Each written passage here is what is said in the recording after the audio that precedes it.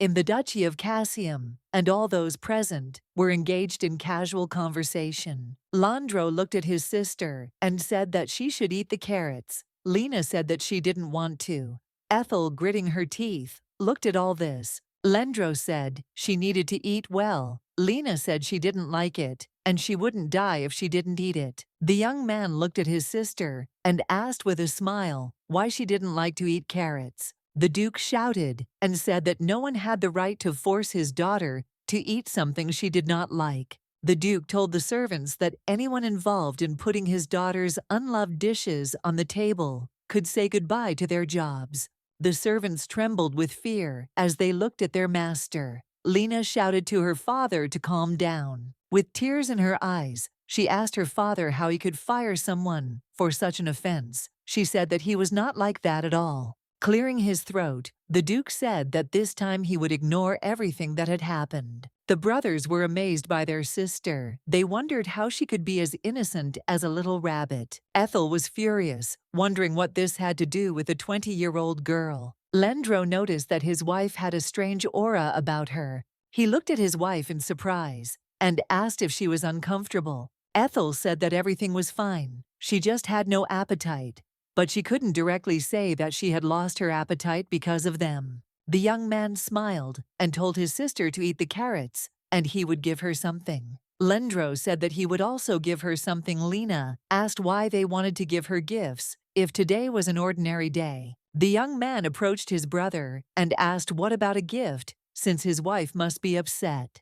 Ethel looked at her husband and asked if he really had prepared a gift for her. Landro looked at his wife in surprise and asked what kind of gift they were talking about, since today was an ordinary day. The young lady looked at her husband in surprise and said that today was their wedding anniversary. Today was exactly 2 years since their wedding. Landro was confused because he forgot. The brother and sister looked at their brother with a grin and said that he was a worthless husband since he forgot about such a day. The Duke sighed heavily and said that if you start a family, you need to take care of it. The young lady was furious. She didn't understand why they were all behaving like this. The young man sighed heavily and said that it was indeed not his fault since he had forgotten about the anniversary. The young lady was furious, wondering if it was so difficult for him to apologize to her. Landro asked if there was a law requiring a husband to give a gift to his wife on their wedding anniversary. The young lady was very angry. She previously thought that she was very lucky when she realized that she got into the novel.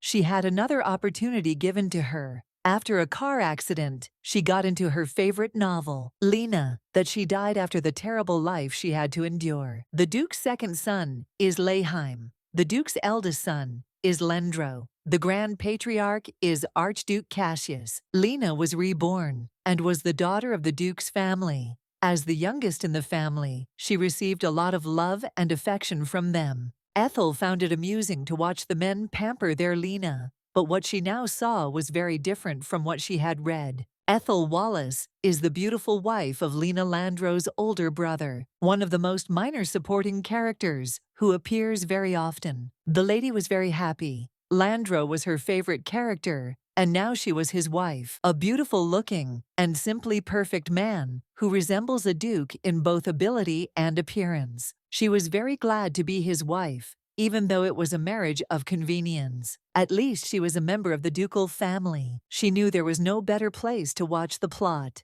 That's what she thought before, but now she realized that this was just a terrible situation. Landro said that an anniversary is an event that is time to celebrate together, but his wife also did not prepare a gift for him. The young lady was very much taken aback, for when she read the novel, she did not look at it from Ethel's point of view. He left her alone on their honeymoon and had to deliver her first anniversary gift through an assistant. She said with a smile that today was her birthday because she wanted to spend time with him. But the young man gave his wife a cold look and said that he was very busy. The young lady smiled and asked if he would like to take a short walk with her. Landro looked at his wife with anger and said that he was going for a walk with his sister. The young lady was puzzled because she was always left alone. The young lady was shocked as she never thought that he would treat her like a nobody. Landro said with a grin that for that reason it wasn't his fault.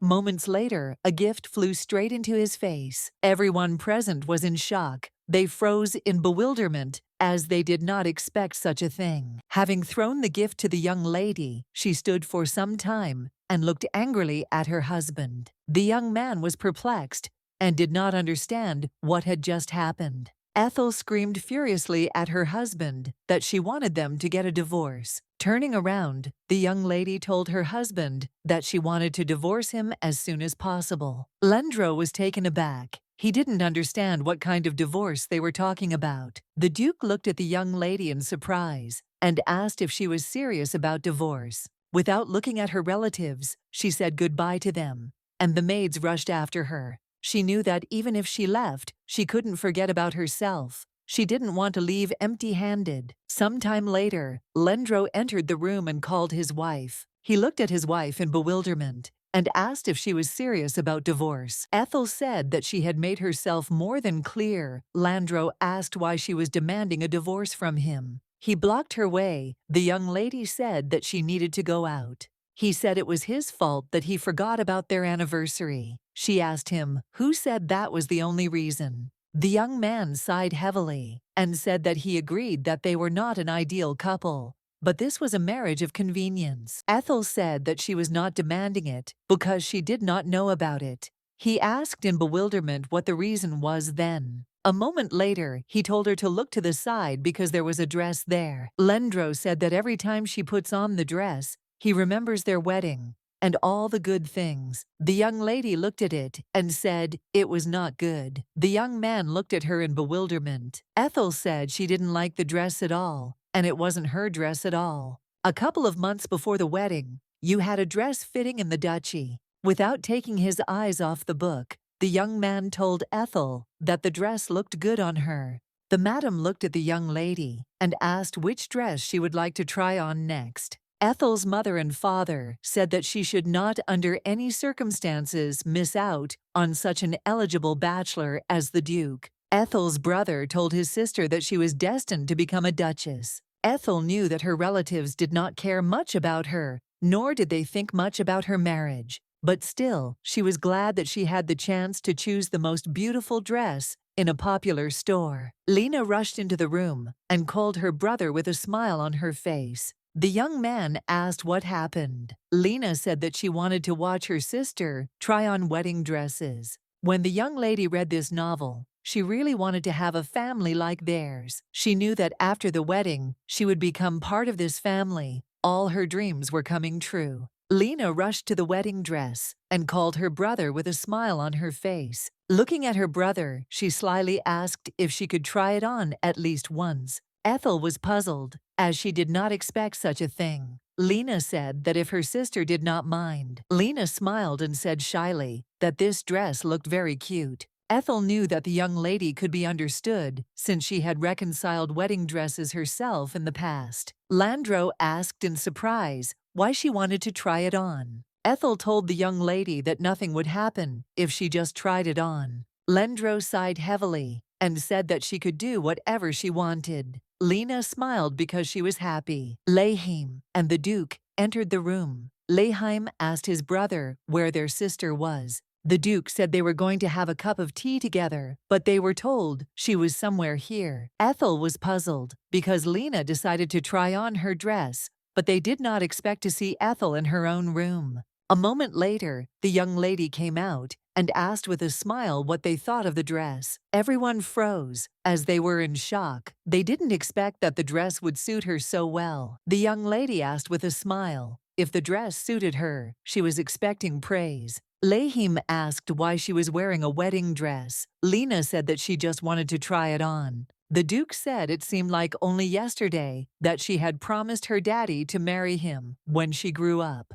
Ethel wondered if it was so bad in the novel. Landro looked at everyone and asked with fury what they were doing. Ethel thought that at least one person was taking everything adequately. Landro said that his sister said that she would marry him. Ethel was shocked by what she heard, as she knew he was supposed to be her husband. Lena told them to stop and also asked what good was in telling such stories from the past. Lena said she was going to try on some other dresses, so she asked them to stay and look. The young lady slowly and happily tried on different types of dresses. The Duke and his brothers were simply delighted, but Ethel was shocked by everything that was happening. The Duke asked his daughter if she wanted to go to tea. She agreed. Leheim told his brother to work harder. The young lady, in turn, was very glad that they left, as she was very tired. Landro looked at Ethel and asked what about that dress, since Lena looked beautiful in it. Landro said that she remembered trying it on.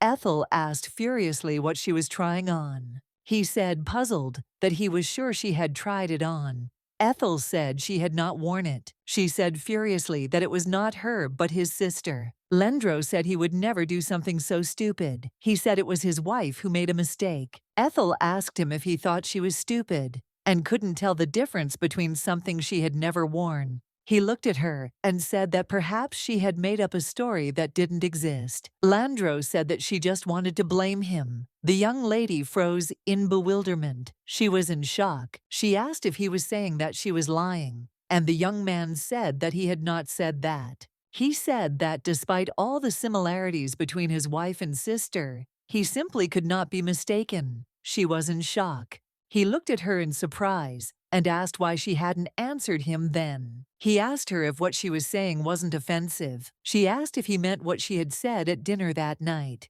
He asked her why she was suddenly asking such questions. For a moment he thought he said that he asked about a gift from his wife, and she asked for a divorce. She looked at him and asked what she had said before. He thought for a moment, as he didn't remember what she said. Looking at him, she said that this was her position in this house. Estelle said that she remains the same. After marriage, she asked him what she was like before marriage. She asked if he could point out the inconsistencies. She thought when he suggested what Lena was wearing. Estelle knew that her family had not yet recognized her, and she should not rush, as they would become closer in small steps. But she saw that there was never enough room for her in their hearts. Landro sighed heavily and said that his family was unusually close-knit. Ethel said that since she was not close to them, then she should just leave. He grabbed her by the shoulder, but she pushed him away and hit him. She said that she would prepare the divorce papers and send them as soon as possible, so that all he would have to do was sign them.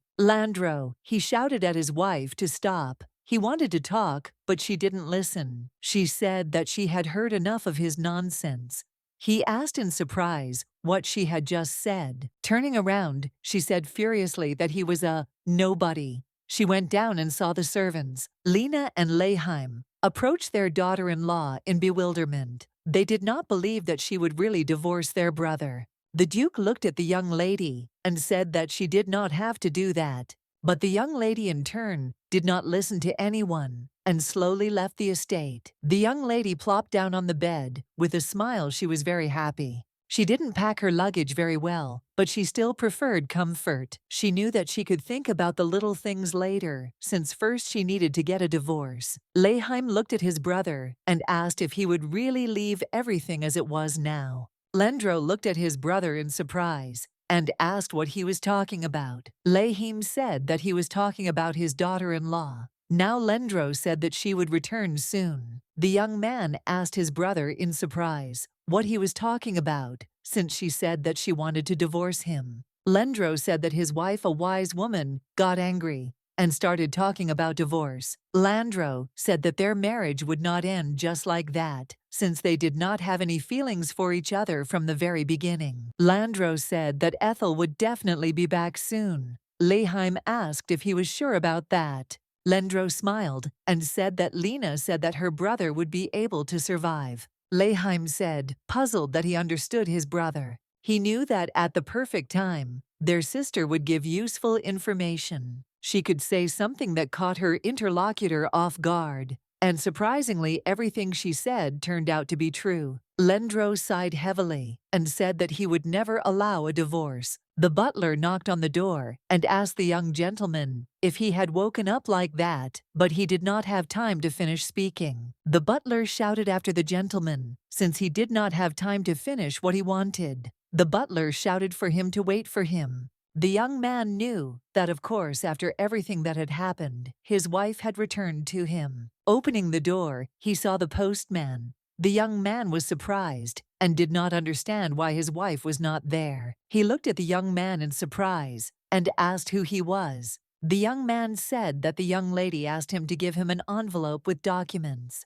Opening the envelope, he saw a divorce agreement. Lendro was shocked and confused. Ethel made an appointment with him, and he came. Lendro was very angry. He saw his wife and shouted to her. She was surprised that he appeared right in front of her. The young man angrily asked why she had sent him these documents. She asked, surprised, if he thought she had sent the divorce papers for fun. He looked at her and asked if she really wanted to leave him. He asked how she could do this to him, as he was very worried about his wife leaving. She sighed heavily and asked who had asked him to worry about her. He came closer to her and shouted. She looked at him in surprise and also shouted. The young man was confused. He stood and looked at her in shock. She sighed heavily, as he seemed to think that he was the only one who could scream. He sighed heavily and said that after she left, he had thought about many things. Ethel said that before starting this monologue,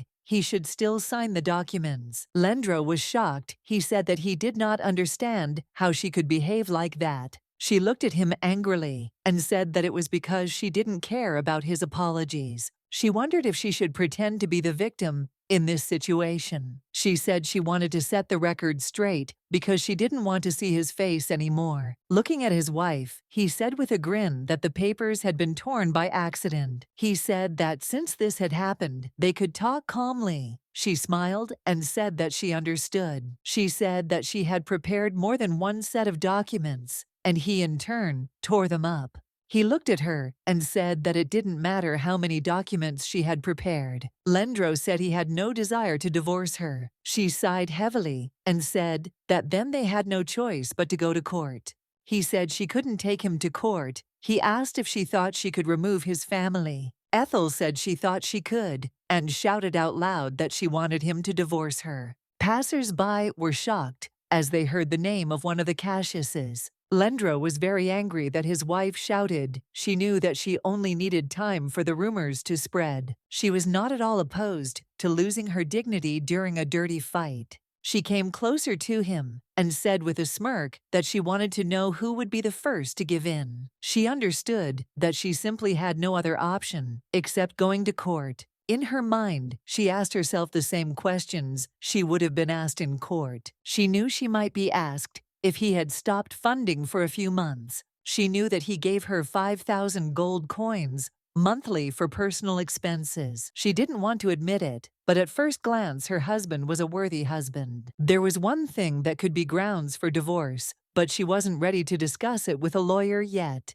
Lendro ran to his wife and said that he was not very good at expressing his emotions, but he loved her. He was puzzled and didn't know how things had come to this. The young lady was confused and did not understand why he was so persistent. Ethel asked if he was sure she would believe his words. She knew he didn't love her. He screamed that it wasn't true. He said that he married her for love and does not want to break up because he still loves her. He said that there were families with a higher status than hers, but he still chose her as his wife. She asked if he thought she didn't know why he chose her. She mentioned the abandoned mines. Ethel said that Lena wanted to get her family's abandoned mines, so he married her. They had once been mined, but the quality of the ore began to decline, and her family abandoned them. But this little place would become a duck that laid golden eggs. She knew about it because she read the novel, and Lena knew because she went back in time. Lendro was in shock.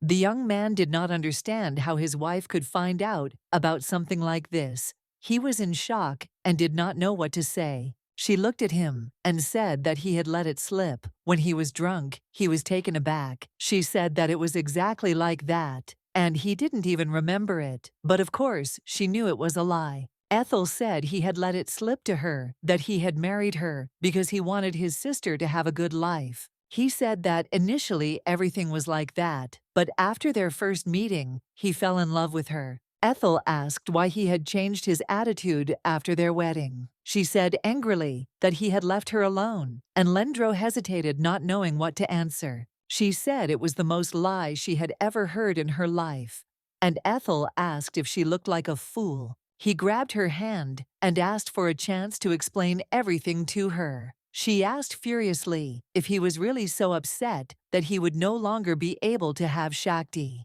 The young lady was furious. She knew they would get nothing. All the mines were her property. She said that it would be better for her father to give the mines to her. She said it would be a huge waste to lose the mines when new technologies were coming along. There are still stones in this mine, but there is one problem: they were located deep underground. Sometimes the mines became the topic of their conversations, but she always apologized for the time it took to deliver the documents. She said with a smile that she still hadn't received anything from her parents. She also said that it seemed that the documents were lost due to an accident during their delivery. She also said that the accountant responsible for her family's finances had collapsed from exhaustion. The family really wanted to get her mines. Since these mines were her dowry, she was obliged to give them to them. She knew she needed to complete the divorce process as quickly as possible. The young lady went to the Forest of Travelers, which was located on the outskirts of the territory. A moment later, the bird flew into the sky and startled the young lady. A few minutes later, she clearly heard some noise. Looking into the distance, she saw the main villain of this novel. She knew that he would get in Lena's way later. Marquis Terence Freiheiden is a high-ranking nobleman who actually hid his identity. Ethel was shocked when she saw him. She knew that he would soon gain great power. She knew about him, but she didn't fully believe that their meeting would happen so soon. She didn't know what to do. Ethel thought she should say she had lost her memory. She knew she couldn't miss this opportunity. She knew he couldn't live his whole life in a house where she was ignored. A moment later, she heard the Marquis's voice, and the young lady became very frightened and wary. The Marquis said that if a man does not want to say goodbye to life, it is better to show himself, and he drew his sword in anger. A moment later, there was a loud crash, and opening her eyes, she was taken aback as she saw that a tree near her had been split. The man attacked the Marquis with fury, puzzled that he had been discovered. The Marquis, in turn, deftly turned away and dealt the man several blows. The Marquis looked at the mercenary with disdain and asked if this was all he could do. The Marquis sighed heavily as he wondered where they recruited such killers. The young lady was in shock. She was very worried and afraid. She thought that now was not the best situation for them to meet. The young lady thought that she might meet him next time. Trembling with fear, the young lady did not notice how she stumbled and slowly fell from the cliff. She was confused and didn't understand who was holding her so tightly. Opening her eyes, she saw the Marquis in front of her. The young lady was a little puzzled as she noticed that he was indeed attractive up close. She was in shock, didn't understand where he came from, but in a hurry, she jumped down and thanked him for saving her. The young man smiled and asked what the young lady was doing in such an inappropriate place for her. She looked puzzled and said that she seemed to have chosen the wrong path, and he asked why she had come to the forest. He said that this place is far from the road, and in fact, it is on the opposite side. The young lady was in shock. She realized that she had probably overdone it, and that she could be found out. She was confused, as she had no idea at all how to answer his questions. A moment later, she said that she had come here on an errand to look around, and had gotten lost. He smiled and asked if she could tell him about the assignment. She timidly said that it was personal. He said that the only thing in the area was wandering mercenaries. The young lady realized that he suspected her. She knew that she had to get out of this quickly. He looked at her menacingly and said he wondered if she knew there was someone there. She said with a smile that she would tell him everything now. She said that due to personal circumstances, of course she had to share with her savior. She said she would like to hire a group of mercenaries to protect her or escort her. She said she asked her husband for a divorce, but he said it would never happen. Ethel said she was afraid he would come for her even if she left the house. He said he understood everything. The Marquis said that it seems she is from the aristocracy. He said that she could ask for a personal knight from the order. She said she couldn't afford it. The young man asked for forgiveness, as he didn't know about her situation. She smiled and said that it was she who had suddenly disturbed him, and said that it was time for her to go. Walking along the path, she stumbled, looked at the tree in surprise. She remembered where it came from. The young lady glanced at him sideways and said that his skills were simply superb. He smiled and said that she wouldn't regret hiring him. The young lady was shocked. She didn't understand what he was talking about. He came closer to her and said with a smile that he could become her companion. She was shocked by such a statement. He smiled and said that he was a traveling mercenary and was just looking for someone who would give him work. She said she was having trouble getting paid. Now he smiled and said he would accept the minimum wage. Ethel knew that this was a very good opportunity to get closer to him and exchange information. She agreed and said with a smile that she accepted his application. The Marquis was glad he said that she could safely call him Thea. She was surprised because unexpectedly for her, the main villain became her bodyguard. She knew that if she mentioned her husband's last name, he would be wary, and for this reason, she introduced herself as she was called before marriage. She knew that her family was far from active, so she could call herself by her maiden name. The Marquis said that she could call him by his first name, since he had no surnames and was born into a humble family. She looked at him with a smile, for he lied as he breathed, and not a muscle even twitched. The young lady walked beside him and looked at him intently, wondering what she was thinking about. He was very handsome. She knew that if only you were new or were an illustration, she would choose him. He asked her where she was staying, as she had previously said that she had moved out of her husband's place. She said that she was currently staying at a hotel. Tay said that he should also stay at the same hotel. She said that in addition to paying for accommodation, she would hire room service once a week. He said he could take care of it himself, and she asked in surprise if he had money for it. He cleared his throat and said he would accept her kindness. She knew he would get into trouble if he forgot his role as a poor mercenary. She knew that he couldn't live with debts, that was his character, and he would have to pay for it later. The young man frowned, looking at the bed. He sighed heavily and said that he was still a strange girl. He wanted to see more of her worried face. He didn't understand why he caught her. He knew it was not like him, and he got into trouble again. The Marquis thought that he should send a message after all. He wrote that he would be delayed for a while. He knew that since it was his job, he had to do it well. The young lady, in turn, slept peacefully in her hotel room.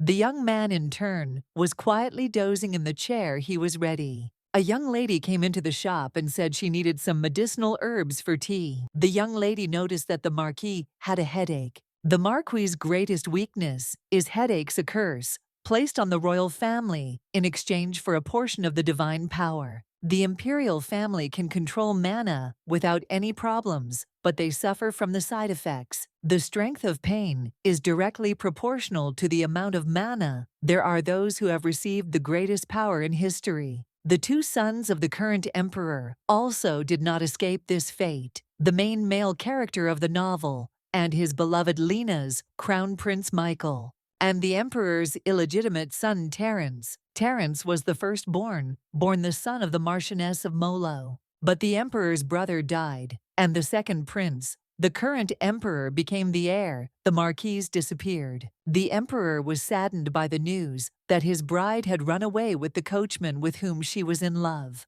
and he married the duke's daughter. The Marquis seemed to have forgotten about his daughter after her death, until one day she appeared with her son in her arms. According to her daughter, she was kidnapped on the orders of the emperor and the duke.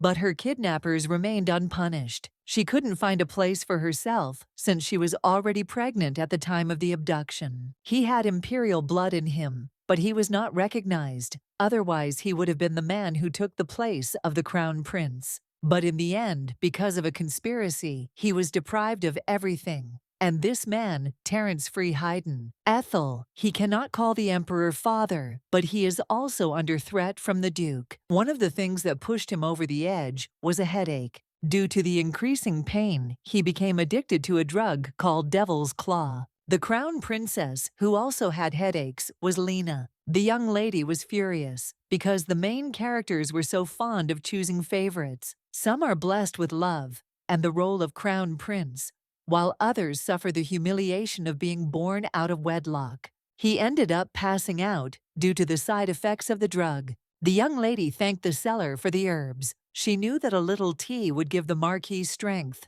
She knew that this drug could ease the suffering. She knew that in the future, Lena would be the first to discover its effect. But she still knew that now she would be the first. At first, she wanted to use the Marquis's powers to get a divorce and leave the empire. But looking at him, she understood that now she could not do this to him. She understood that he was a good person. She smiled and asked if he wanted to go to the next place. She knew that as long as he had the medicinal tea, he would not become addicted. He asked her why she needed holy water. She said that she wanted to cook something. She said that she needed water for tea. The Marquis continued the conversation, but suddenly heard something. He grabbed her hand and pulled her in the other direction. The young lady asked him what he was doing and told him to tell her immediately what this was all for. He whispered softly in her ear to keep her quiet. The young lady was very frightened and embarrassed because he was very close. A moment later, she saw a familiar face. The young lady was surprised. As it was Tara, Ethel wondered if she had been following her. A moment later, the Marquis drew his sword and attacked the girl. Tara fought back. A moment later, the Marquis had her pinned down and thrown to the ground, asking why she was following them. She screamed and called the lady for help. The Marquis looked at the young lady in surprise and asked if she knew her. Ethel said she knew her because she was a maid in her husband's house. Tara said in a trembling voice that she saw the lady and followed her because she had something to say. Ethel said that if it were true, she would not have been stalking her secretly. Ethel asked if Lena had ordered it. Tara asked in surprise why her mistress would do that. Ethel told her that she knew that she had followed her around many times, looking for her weaknesses and trying to control her. Tara is Lena's loyal dog. Her family was given a piece of land in exchange for unconditional loyalty. But all this turned out to be a trap set by their owners, which led to a sad outcome. Unfortunately, that same night, her family lost their home. Tara, who lost her entire family, later managed to get even with the constant bullying. But she was executed on charges of murdering an aristocrat in Lena's first life. After returning, Lena found Tara, whom she had never met before, and offered her help in carrying out her revenge. Tara's obsession and ability to gather information was amazing. Tay held the knife to Tara's throat and asked his mistress if he should deal with her. The young lady looked at her guard and told him to leave her alone with Tara. The Marquis said that he would move far enough away so as not to hear their conversation. Tara looked in surprise at the young lady who was coming closer and closer to her. The young lady told her that if she joined forces with her, she would tell her where the target of her revenge, the Viscount, was. Tara was shocked. She didn't know how the lady found out about this. Ethel said it was a secret. Ethel asked the maid how her mistress knew everything if she was not God. Tara said that even if she had the same skills as her lady, it didn't matter since she was not her benefactor. Tara said that when the time came, her mistress would tell her everything. Ethel said that she thought the lady was lying to her. Tara glared at the lady and told her to shut up. Ethel asked if Tara wasn't interested in what information she had. Tara looked at the young lady and asked what she wanted from her. Ethel was glad because she succeeded. Ethel told Tara to tell Lena what she was about to say. Tara asked in surprise, was that all Ethel? That was a reasonable demand. The maid asked if she would give her this information in return. Ethel said that she would tell her in 2 months. The young lady sighed heavily, as she thought she would be less frightening. Lena didn't intentionally hide information. She only knew Altima's secret Chilean identity. It seems that in this life, she also constantly looked through newspapers. From this point of view, one gets caught, wins. The young lady wanted Tara to suspect Lena until she divorced her husband. The Marquis looked at the young lady and asked if the conversation had gone well. He said she looked as if she had forgotten about him. Ethel asked if they could hear what they were talking about. He said that he did not hear anything because he had to follow the orders of his employer. She said that it looked like she needed to invite her trusty bodyguard to dinner. She said that it was time for them to go to the hotel. Lena greeted her maid with a smile and asked her if everything went well. Tara looked at the lady and dryly replied that everything was fine. Lena looked at the maids and said that they could be free. The maids did not listen to her and said that she should still try on just one outfit. She said she needed to talk to Tara alone. She asked if they could step outside for a minute. The maids were shocked. They couldn't take their eyes off her because she was very cute. Lena said she was grateful that they loved her, but sometimes it was tiring. Tara knew she could tell them that. Lena looked at the maid and asked what about her sister.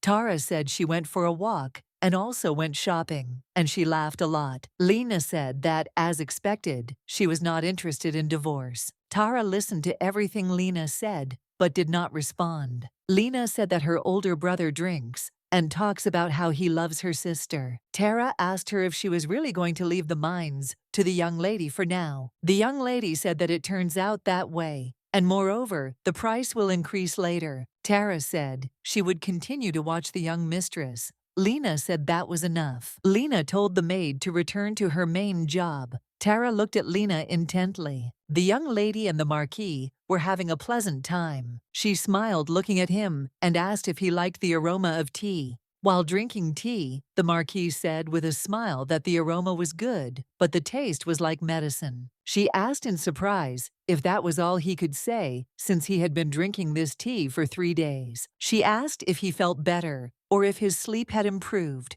He said that herbal tea is not a medicine, and it is difficult to notice any change. She knew that if she asked about the headaches, his identity would be revealed. She wondered if she had mixed the ingredients incorrectly. A moment later, the young lady looked at her companion in surprise, for she saw that he had fallen asleep. In her head, she was turning over the plot of this story. She thought for a moment because she realized that this was very good, and this was her chance. As she thought the composition was perfect, her ability to see the original plot, she can reread the story again, no matter where and when it happens. It is very convenient, but it takes a lot of energy, so she can only use this skill twice a day. She remembered that yesterday, the Marquis had also unexpectedly fallen asleep in front of her. He asked if the bed in her room was uncomfortable. She was confused because she had never used it for its intended purpose. He sighed heavily and said that as he thought the rooms were too cheap for a noblewoman. A moment later, he moved closer to her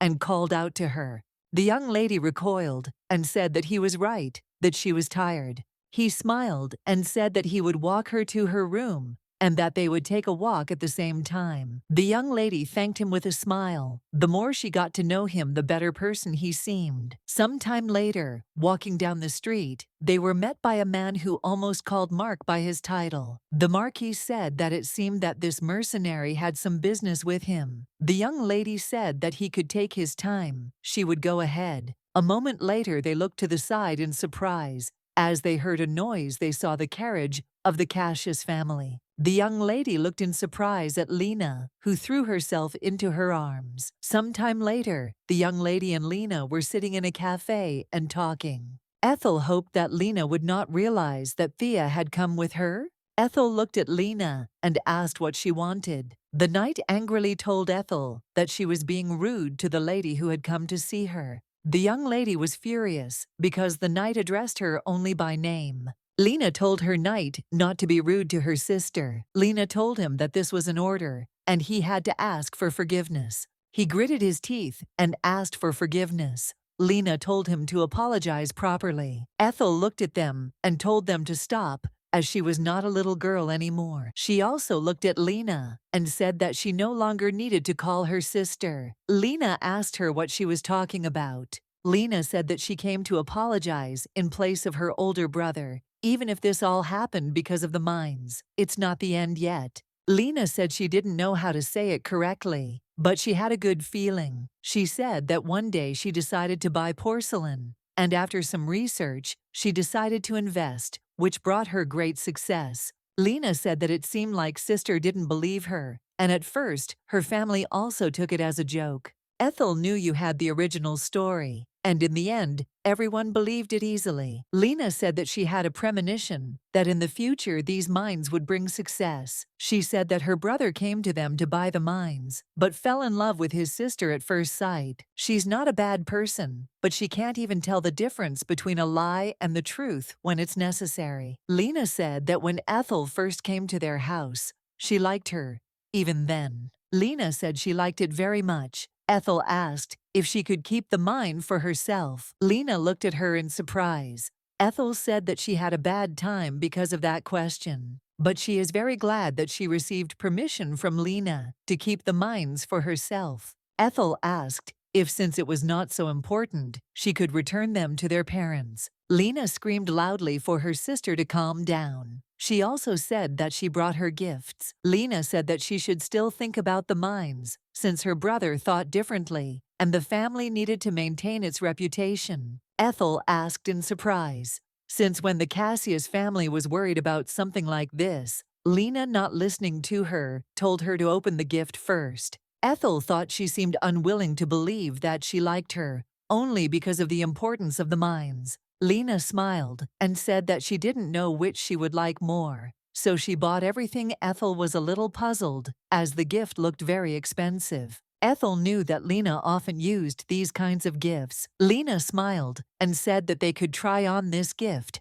Now she said with a smile that it would look lovely on her. Ethel said that she did not want to try it on because it would not fit her. The young lady was shocked by such a refusal. Ethel looked at the young lady and asked if she wanted to show the rest of the gifts. The knight in turn was furious. They looked at all the gifts. For some time, the young lady found many excuses not to accept them, but the result was always the same. Without these mines, Ethel Wallace could not have received such expensive gifts. She was very sorry that they only needed the mines. Lena could not admit that the apology was needed only for this. Lena continued to beat around the bush, hiding behind lies and gifts, but Ethel knew the bitter truth. Lena turned to the young lady and said that she was really sorry that she had been treated that way. She said that perhaps her sister wanted to take out all her anger on her. Ethel was furious. She wondered when the young lady would stop acting like this. She wondered if the young lady wanted her to be angry with her. Lena, looking at the young lady with tears in her eyes, said that she knew that she was angry with her brother, and she could not take it all out on her. Lena came closer to her and asked if she couldn't forget about her brother for a moment and treat her with love and understanding. Ethel was shocked. Ethel looked at the young lady in bewilderment and wondered why she should treat her with love. Lena said that she would scold her brother well. She asked her sister to give him another chance. Ethel was in shock and did not understand what was happening at all. Lena had previously said that she came to apologize in place of her older brother, but she never apologized. Ethel wondered if the young lady had decided that she was angry with her brother but liked her. She hated her husband the most, but the rest of the family was no better, as they constantly ignored her. Ethel looked angrily at the young lady and asked why she suddenly decided that she liked her. The young lady asked with surprise and a smile what she was talking about. Lena said that it was simply impossible not to love her. Ethel was shocked. This statement made her wonder if the young lady had always been like this. She didn't understand how this was possible.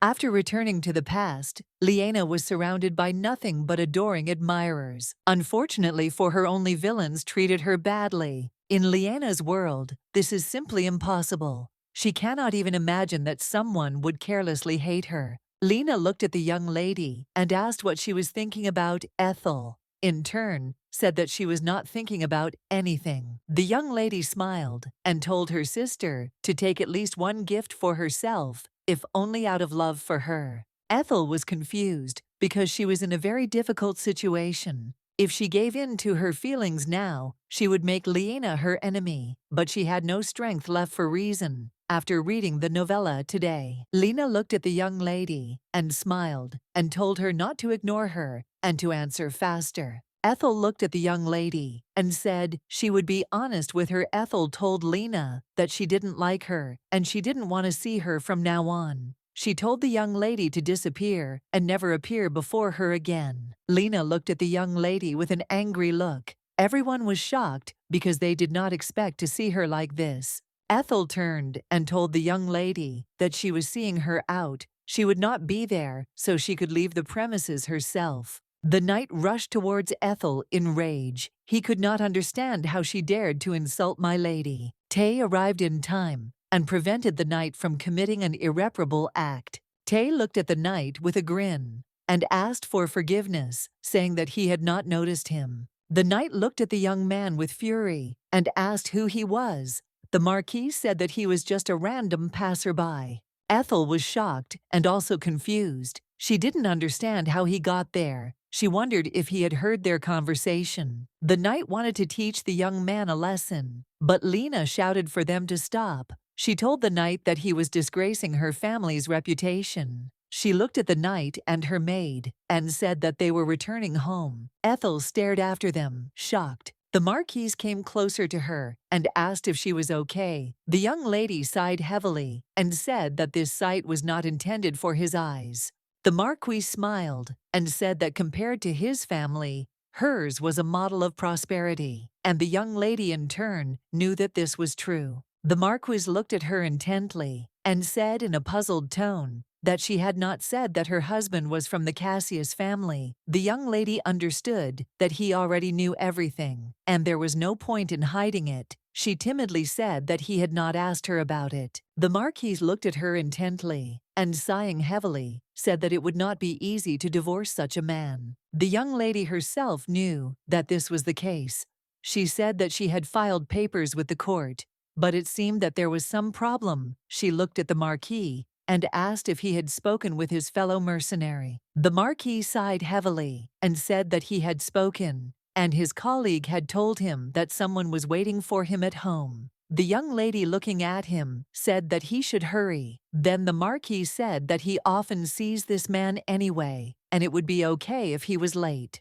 The young lady was confused. She did not know who was waiting for him at home. She thought that someone important was waiting for him, since the servant ran to him in a hurry. The young lady thought for a moment about the man he often saw and who could not be kept waiting. Looking at the Marquis, she realized that he was the Emperor. She shouted that he needed to go quickly. The young man was in shock. He said that he was in no hurry at all. The young lady said that she would wait, and he needed to quickly go to meet her. She knew that if this man really was the Emperor, then there was a high probability that he had a really important conversation with the Marquis. He has been in the shadows for a long time, but soon everyone will hear his name. The servant ran up to the Marquis and called him. He was puzzled. The servant said that he asked the Marquis to hurry. The servant was very excited. The Marquis looked at the servant and asked where the Emperor was. He said that His Majesty was waiting for him in the main hall. The Marquis said that he should have told the Emperor not to wait for him and to return to the palace. The servant was shocked. He said that the Emperor really wanted to see him. The servant looked at the Marquis and said that his outfit was not very suitable for the meeting. The Marquis said that he did not have time to change. A moment later, the Marquis went into the room where the Emperor was. The young man greeted the Emperor politely, and according to all the rules of etiquette, Dominic, the 23rd Emperor of Astarossa, the Emperor, looked at the Marquis and said that he had finally come, as he had been waiting for him for a long time. The young man asked for forgiveness and told the Emperor that he should have warned him in advance about his visit. Then he would have prepared. The Emperor said that he could communicate with him without formalities. The Emperor looked closely at his son and said that he understood that he was enjoying his youth to the fullest. The emperor asked in bewilderment how long one could wander somewhere. The emperor was puzzled by his son's appearance. The young man did not answer as he knew that the young lady had bought him these clothes. She told him with a smile that one should choose based on quality and not being fashion-oriented. She said that a suit is the second face of a business person. She said that he should take what she offered him. Ethel said that she did not understand him at all, since he refused the offered clothes. The young man was a little surprised, as the young lady was too kind to him. The emperor looked at his son in surprise and called him as he was in the clouds. The young man sighed heavily and looked away. He said that he had nothing to say, looking at his son. The emperor said that he understood that he wanted to see the world. The emperor said that from that day on, it was time for him to begin to master the skills required of individuals of royal blood. The young man looked at his father in surprise and asked what he was talking about. The emperor told Terence with a smile that he was his son, and he would like to introduce him to the palace. Terence looked away from the emperor and said that he needed to think about it. The emperor, in turn, sighed heavily and said that there was nothing to think about. He knew he would be a prince. Someday, he would be lying if he said he had never dreamed of it. He knew that now was the best time with Vidor's position, weakened by the rise of the Cassiuses. The crown prince is now caring for an orphan, and the empress's position at the palace has worsened. The emperor looked at his son and asked if he did not want power. The young man thought for a moment but did not answer. He was not interested in power at all, but he wanted to look at the face of the empress, who had just recently sent an assassin after him. He was interested in how Mikhail would react, who had been used to getting everything without much effort since childhood. The emperor said that if he inherited the throne, he would have everything he wanted. The emperor asked if he really didn't have what he wanted. He knew that even if he became a prince, he would only want one thing. The young man did not wonder for a moment what he was thinking about at all. He knew that after he answered his father with consent, his life would change dramatically, because such offers are not refused. A moment later he sighed heavily and said that he was ready to become a prince. The emperor looked at his son in surprise and asked if he really had what he wanted so much. Terence said with a smile that he wanted to help one person. The emperor was perplexed. He asked his son what he wanted to help with and who this person was. The Marquis smiled and told his father that they could talk about it later. The emperor sighed heavily and said that he was very boring. Terence looked at his father and said that he had heard some interesting news. The Duke looked at his son with fury and asked how they were going to get out of this. Now the young man asked his father for forgiveness. The Duke said that he didn't even know how this story with the Emperor would end. A couple of days ago at the Central Imperial Court, an official inspection sent by His Majesty the Emperor came to the court. The Emperor looked at the Duke with a heavy look and said that he had bribed an official to spoil the documents. The emperor said that it seemed that his son loved his wife more than life itself. The Duke asked the emperor for forgiveness and said that he had made a mistake. The emperor said that they had broken the law, but he would still allow his family to maintain their reputation. The Duke, puzzled, thanked the emperor for his kindness. The Duke looked at his son with fury and asked what he was going to do. Now the Duke said that the divorce application had been filed after all, and he would soon have to go to court. The Duke shouted furiously that soon everyone would know exactly which family was being talked about in the news. Lendro said that he would settle everything and try to make peace with his wife. Before the trial, the Duke told his son that if he really was capable of this, then the matter would not have reached the trial. The young man said that he would certainly succeed. The Duke sighed heavily and said that he would not succeed, and now he was only making things worse. The young man was surprised and puzzled. He told his father that he had never behaved like that. Lena burst into the room and told them to stop arguing. She went to her father and asked him to stop scolding her brother.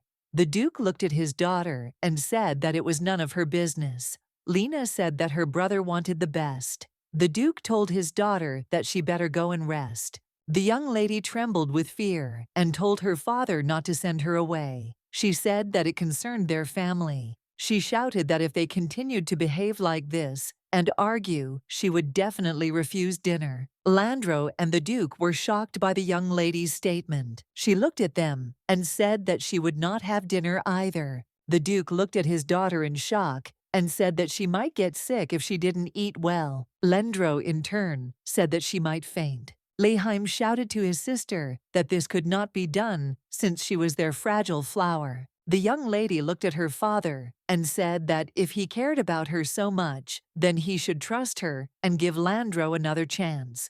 The Duke looked at his son and said that he could do whatever he wanted. The young lady thanked her father with a smile and hugged him tightly. The young lady looked at her brother and asked if he had a plan. The young man said that she was right. He should apologize to his wife. The young lady looked at him and told him to be careful because it seemed to her that his wife was very angry. Lena said that she actually visited her yesterday, and Ethel said that she didn't love her and that she wanted her to disappear. Leheim looked at his sister in surprise and said that it was obvious that the young lady had simply lied to her. Landro looked at his sister and, sighing heavily, asked for forgiveness. He said that because of him, she fell under the hot hand of his wife. Lena smiled and said that it was okay, as she was surprised at first, but then she realized that the young lady was definitely not serious, as they missions get along very well. Leheim said that Ethel had gone off the rails. He was perplexed because he knew that this quarrel concerned his brother and wife.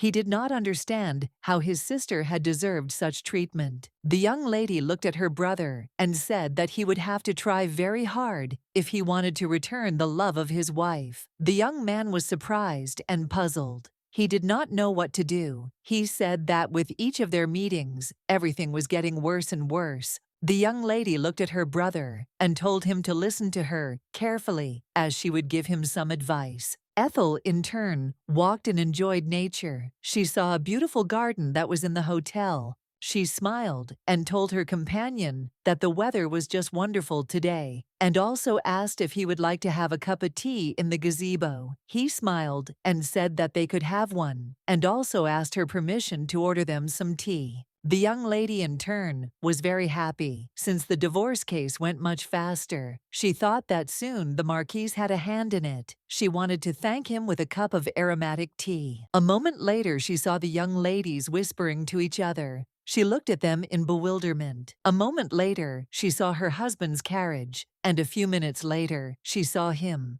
The young man joyfully approached his wife and called her. The young lady was shocked that her husband had appeared again. Landro knelt before his wife and asked for forgiveness. Looking at his wife, he smiled and asked to give him another chance. The young lady was shocked but did not understand what was happening at all. He smiled and asked her to come back home to him. She looked at him and told him to get up immediately. The young man, looking at his wife, said that he was not going to get up. He said that he would remain in this position until she forgave him. Ethel looked at him and told him to stop and get up quickly. He smiled a radiant smile and told her not to worry, so much as he did not feel sorry for his knee or his dignity. She looked at him with fury and told him to get up immediately. Gritting her teeth, she told him to follow her. Landro called for his wife, but she did not stop.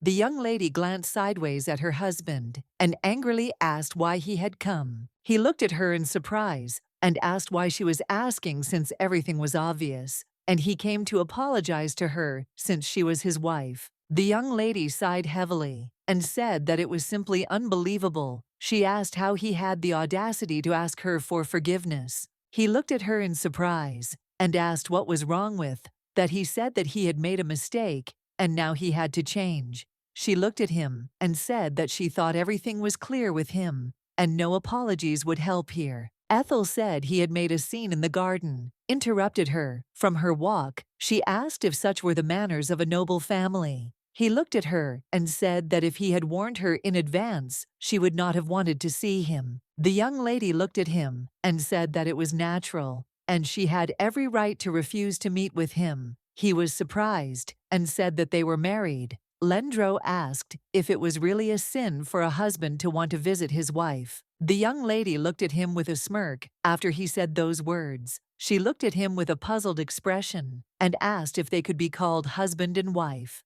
The young man became silent for a moment, as he did not know what to say to her. She looked at him angrily and asked if he thought he could win her forgiveness. Landro looked away from his wife and said that Lena had previously explained to her about the gel with the mines. She asked him in surprise if he really wanted to say that he first became close to her because of the mines. But as soon as he saw her, he fell in love. The young man said that it was not nonsense, and he really fell in love with her. He was just ashamed to admit it. She asked in surprise if he was serious. Ethel asked why he ignored her all these years since he fell in love with her. The young man hesitated and said that he could not tell her. The young lady sighed heavily and said that this was the end of their relationship. She said that he had to decide for himself what to do next. He approached her and said with a smile that he could promise that if she came home in future, he would be responsible in his marital duties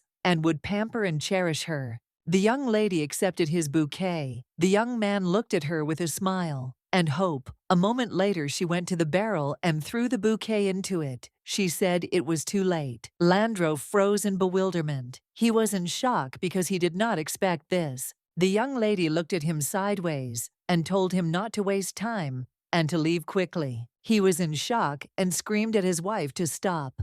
He wanted her to give him just one chance. Landro grabbed her hand. Ethel was in shock. She screamed for him to let her go. Immediately, he said that he promised that he would find time to communicate with her. The young lady said, in a dull voice, that she did not want to talk to him anymore. The young man was very angry and perplexed. He asked what was so terrible about discussing everything normally. The young lady said angrily that she did not want to talk to him anymore, since Kay had already spoken about it before. A moment later, the young lady froze in shock as Ethel saw someone push her husband away. The Marquis looked at the young man with disdain and said that he should not cling to those who were indifferent to him. The Marquis approached the young lady and apologized for his delay. He said that he had to wait until the owner of the tea house returned. Landro looked at the young man with a puzzled expression and asked who he was looking at. His sword. He said that he was definitely an unusual waiter.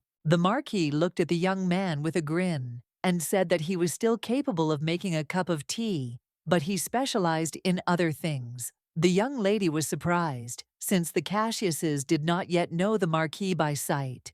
The Marquis smiled and said that his work would certainly be more useful than his broom. Ethel sighed heavily and said that the young man was her bodyguard. Landro was shocked that his wife had a bodyguard. The lady said that she hired a bodyguard just for such cases. Landro looked angrily at his wife and asked what kind of relationship she had with this man. Terence looked at the young lady in surprise and asked if her ex-husband also had hearing problems. Landro shouted furiously that he could hear perfectly well. He looked at the young man in surprise and asked why he called him his ex-husband. Landro said that they were still married. The Marquis looked at the young man with a grin and said that he apologized since he misspoke a little. The Marquis said that it would be more accurate to say that he would soon be her ex-husband. Ethel looked at her bodyguard and, sighing heavily, said that he still shouldn't try to argue with Landro.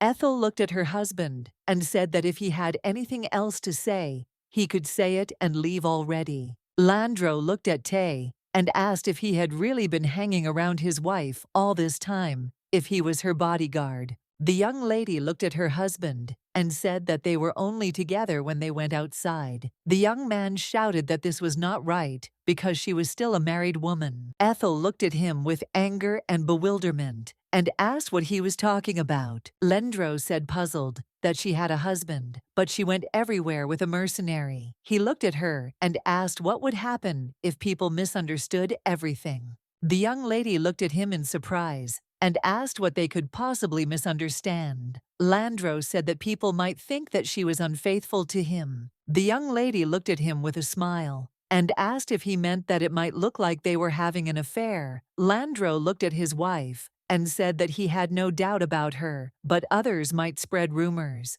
The lady smiled and said that the main thing was that her husband trusted her and she didn't care what others thought. The young man was shocked by what he heard, in a trembling voice, saying that her reputation could be at risk. The young lady looked at her husband with fury and asked him how he was behaving now. Landro looked at his wife with surprise and confusion and asked what she was talking about. Ethel looked at her husband and asked if Chris was with him by any chance. He looked at her in surprise and asked why she suddenly remembered Chris. She came closer to him and asked him angrily, "What kind of Chris is a man?" He looked at her with bewilderment and timidly said that Chris is a woman. The young man looked at his wife in shock and asked if she really wanted him to choose between her and Chris. Ethel smirked at him and said that of course she didn't want that. She said she just wanted to show that she was never jealous of him towards her. Landro shouted angrily that it was not the same thing. The young lady looked at us in bewilderment at his husband and asked what the difference was then. Landro looked at her and shouted that their relationship was purely business. The young lady sighed heavily and said that they also had a business relationship, if he hadn't figured that out already. Landro shouted with all his anger that they had the same thing. Ethel said that Thea works for her and this man is her bodyguard. She looked at him angrily and said that she had already told him earlier that he spent half his time with Chris. The young lady looked at her husband with a smile and asked if he could pay a little more attention to her. He sighed heavily and said that he was very tired. He asked angrily if she didn't understand how a person who had just returned from work felt.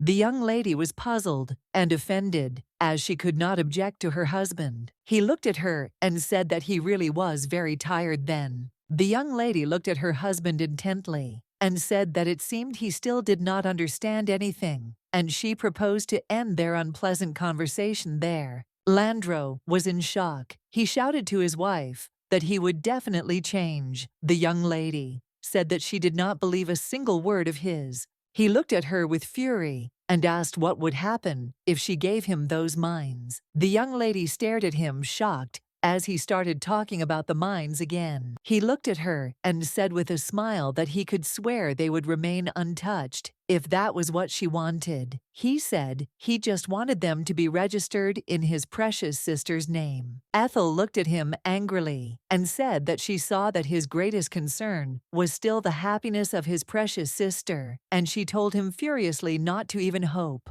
as she would never give her the mines. The young man was furious and shocked. He looked at her and asked what she just said. He said that it looked like she was joking. He told her to stop it already. The young lady sighed heavily and said that it didn't matter because nothing would change. Ethel said she wouldn't care if he left her mines. She said she wouldn't care if he instantly turned into the man of her dreams. She looked at him with fury and said that she had told him the truth before and was telling it now. Ethel looked at him with disdain and told him to leave her alone and go to his adored sister and live with her for the rest of his days. Landro was shocked. He looked at his wife with a sad look and called her. The young lady looked at her bodyguard and said with a smile that it was time for them to go. Ethel was furious as her husband continued to lie to her that he did not want her mines, and the young lady in turn walked away from him with her head held high. Ethel knew that Leandro and Terence had met and that it would soon reach Lena's ears. She thought that it would have been better if he had been a simple bodyguard. She knew she needed to get in touch with Tara right away and ask her about what was going on in the Cassius family right now.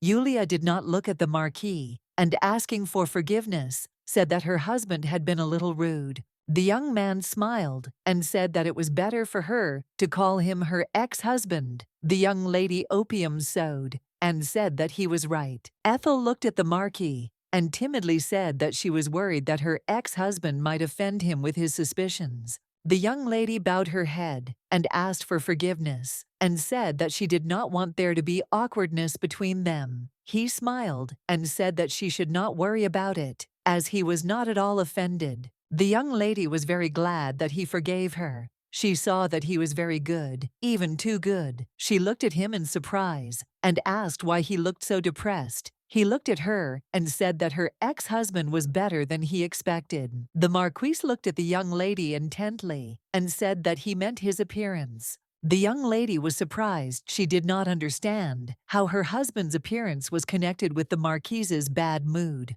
She said with a smile that he was not so handsome. She knew that a drop of sweet lies would help her win his complete favor. The Marquise looked at her in surprise and asked if she really thought so. The young lady smiled and said that it was so, and that in her opinion, Thea was much more beautiful than her husband. The Marquise froze in bewilderment, as he was not prepared to hear something like this. He looked away from the young lady timidly and said that it seemed like the tea was beginning to show. The young lady was very happy that he finally noticed the effect. The young lady looked at him in surprise and asked with a smile how he understood it. She asked if something had changed.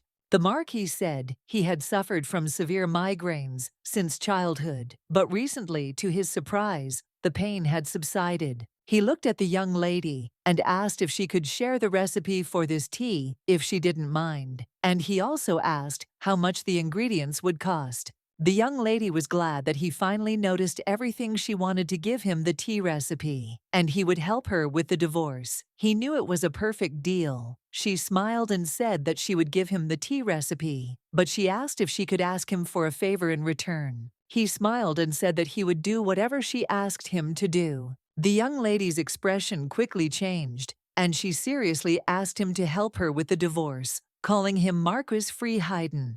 The Marquis froze in shock. He was perplexed because he did not expect to hear from her that she knew his true identity. The Marquis's face changed with lightning speed, and he asked seriously how she knew his identity. The young lady smiled and said that she heard the servant who came to him call him by his title. The Marquis sighed heavily and said that his subordinate was simply an idiot. The young lady mentally asked him for forgiveness, since she did not want to set him up, but she had no choice.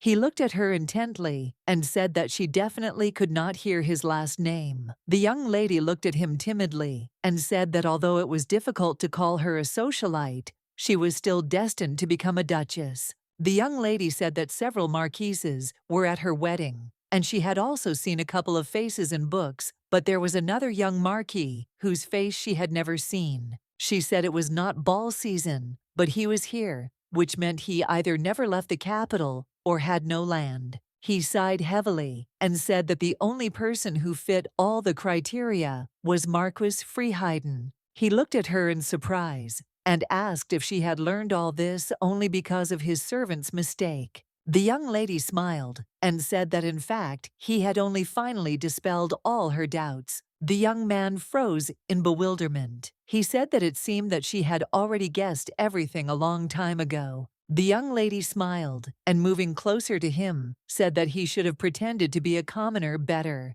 He smiled and asked permission to formally introduce himself to her. He smiled and said his name was Terence Friedheiden, and he holds the title of Marquis. But it doesn't matter. He looked at her and said that he agreed to help her with the divorce proceedings in exchange for the recipe for this wonderful tea. The young lady smiled and timidly said that she was happy to give him the tea recipe for free, but he should understand for himself that her situation was not an easy one. Terence looked at the young lady and said that this tea was her creation, so it would be fair if he paid in full for it. In turn, the young lady knew that, strictly speaking, this tea was Lena's creation, but she did not want to argue with the Marquis. The young man looked closely at the young lady and asked how exactly he could help her. He asked if she really needed financial help. The young lady smiled and said that she expected political support from him. She said that first, it was necessary to prevent Duke Cassius from interfering in the trial. Although the Cassiuses are the main characters of the novel, they never shied away from mean and dishonest methods. There were even rumors that there were demons in the Cassius family tree. Because of this, the father of the family was nicknamed the Demonic Duke. The Marquis looked at her and asked if she was sure that the Duke would really interfere with her.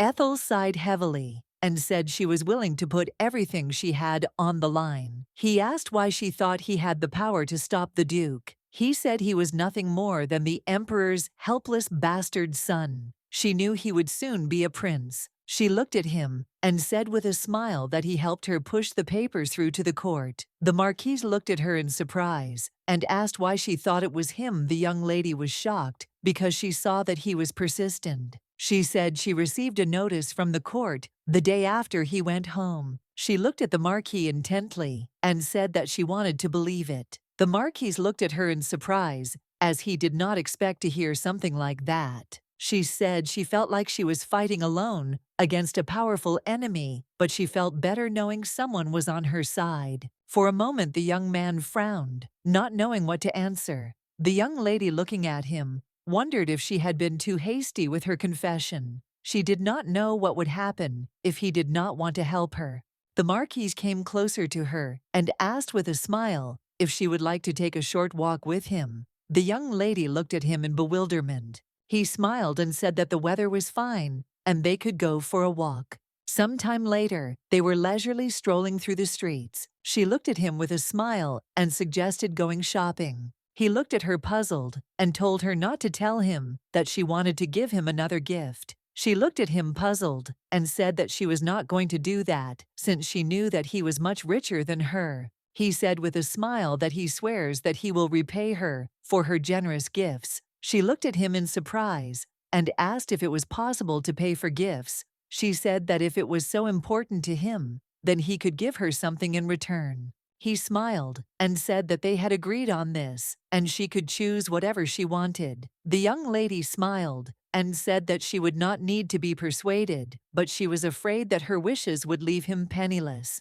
A moment later they were walking around different shops and choosing different gifts for the young lady, who was lost in thought because she didn't know what to choose. The Marquis looked at the salesman and said that they would take everything on display. The young lady sighed heavily and said that it was not necessary since she had already chosen. Some time after going to the store, they went into a cafe. The young lady wanted to treat him to dessert. The Marquis sighed heavily and said that he did not like sweets. Ethel and Terence walked slowly back to the hotel while the Marquis carried all the young lady's purchases. He sighed heavily and said that his life had been dull before. He said he was told to be content with what he had and never ask for more. He said he had to pretend to be invisible. The Marquis looked at the young lady and said that there were times when he had to hide his real name behind nicknames, such as they, for example. She sighed heavily and said that he needed to think about whether to accept her proposals or not. Terence said he needed to become more than just the unknown Marquis of Freeheiden, who had nothing but a title. Ethel, in turn, looked at him intently, but said nothing. Looking at him, Ethel wanted to get to know him even better. The young lady smiled, looking at the Marquis, and said that she understood him perfectly. She said that he could take his time with his answer, since she would wait for him. The young lady wanted to make him believe that she was serious about her intentions. Ethel looked at the Marquise and said that she was going to move to the Red Branch Hotel, but if she was not in the room, he could leave a message in the reception area. The Marquise asked, in surprise, if she was really going alone. He asked if she really didn't need her bodyguard anymore. Ethel looked at him puzzled and asked how she dared to ask for the Marquise's escort. The Marquis sighed heavily and said that he was very sorry. He asked if she really didn't want to continue their relationship. The young lady was puzzled and shocked by what he was saying. She did not understand what kind of relationship he was talking about. She timidly said that she did not want to interfere with him, thinking about her proposals. He said that he could think and protect her at the same time. The Marquis smiled and said that their possible deal did not in any way concern his duty as a bodyguard. He asked if she agreed with him. The young lady was surprised, but still agreed with a smile. She was surprised that he also wanted to spend more time with her. He smiled and asked where she was going now. She said that she was going to William Street because she wanted to see a lawyer. The Marquis thought. For a moment the young lady looked at him in surprise, because she did not understand what had happened. She wondered if he did not want her to see a lawyer. He smiled and said that she could just call him Thea. She smiled and said that they could go now, and Ethel called him Thea. The young lady thanked the lawyer for the tea, as it was excellent. Sharon Meitings was a divorce lawyer. Ethel noticed that the lawyer's office was a mess, but she also knew that the lawyer's abilities were beyond doubt, and Lena confirmed this in the original novel. According to the plot, Lena brings a woman who suffers from domestic violence to her for help. She went to Sharon specifically because she remembered that she would be very successful in the future. Thanks to this woman, we were able to get a divorce as quickly and safely as possible. And after some time, the amazing truth was revealed. The woman who suffered from domestic violence turned out to be the lost daughter of the ambassador from the Kingdom of Laok. Ethel looked at Miss Sharon and said she would like to hire her. Sharon sighed heavily and said it would be a difficult matter.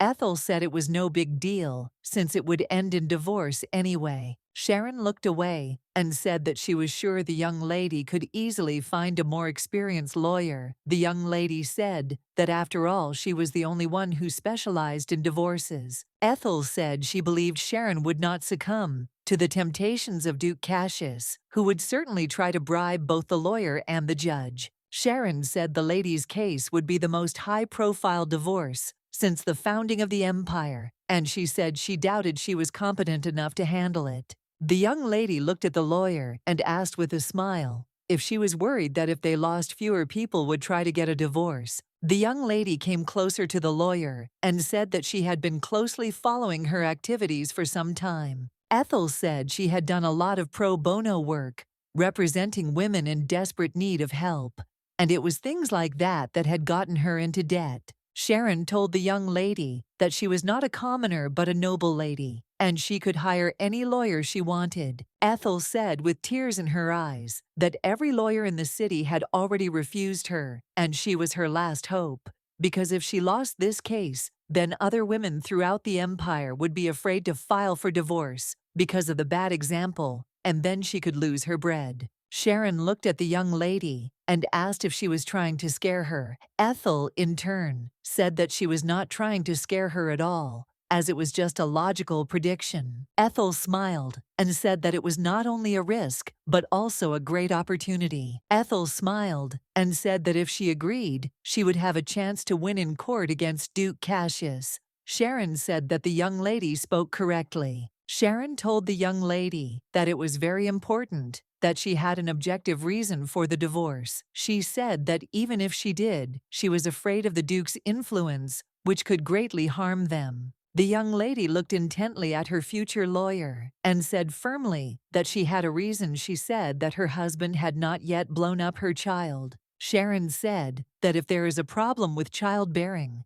it can be attributed to the infernal nature of her husband. The Marquis was shocked by what he heard. He did not expect such a thing. Sharon looked at the young lady with a smile and said that if her husband really took her as his wife, hiding such an important issue, then this could serve as grounds for a divorce. Sharon looked at the young lady and asked if she was sure that everything was exactly like that, and that the problem was in her husband. The young lady, in turn, doubted that the main character's older brother could be impotent. The young lady sighed heavily and said with tears in her eyes that she really didn't know for sure. She sighed heavily and said that he had never fulfilled his marital duty, and the Marquis and his lawyer were shocked by what they heard. Sharon said she heard rumors while she was at the academy, but she never thought they could be true. Ethel knew that one rumor was spread by his enemy, but this will not stop her from spinning this rumor and completely disgracing her husband. She knew that he would soon come running to her himself, since he himself would want to divorce her and hush up this matter as quickly as possible. Sharon said that it turned out that he had not fulfilled his marital duty. She asked if he had not warned her about anything before the wedding. Sharon, in turn, said that her husband was simply terrible. The Marquis was perplexed and in shock.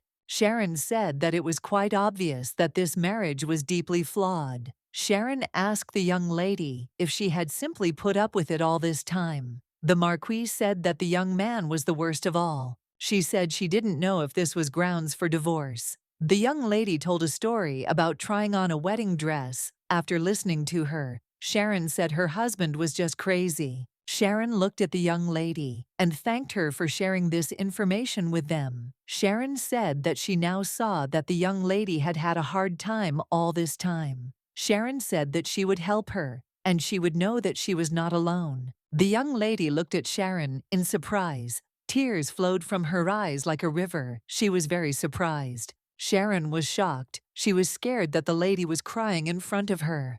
The Marquis smiled and handed her a handkerchief. The young lady thanked him. She was grateful to them for their sincere words of comfort. Sharon looked at the young lady and said that she never thought that something like this could happen to her, and she was very sorry that Ethel had to go through all this. Ethel said that everything was fine, because she herself did not tell anything until the last moment. Ethel handed over a bag of money and told her to take the money. As an advance, she said that if Sharon decided to work for her, she would pay even more.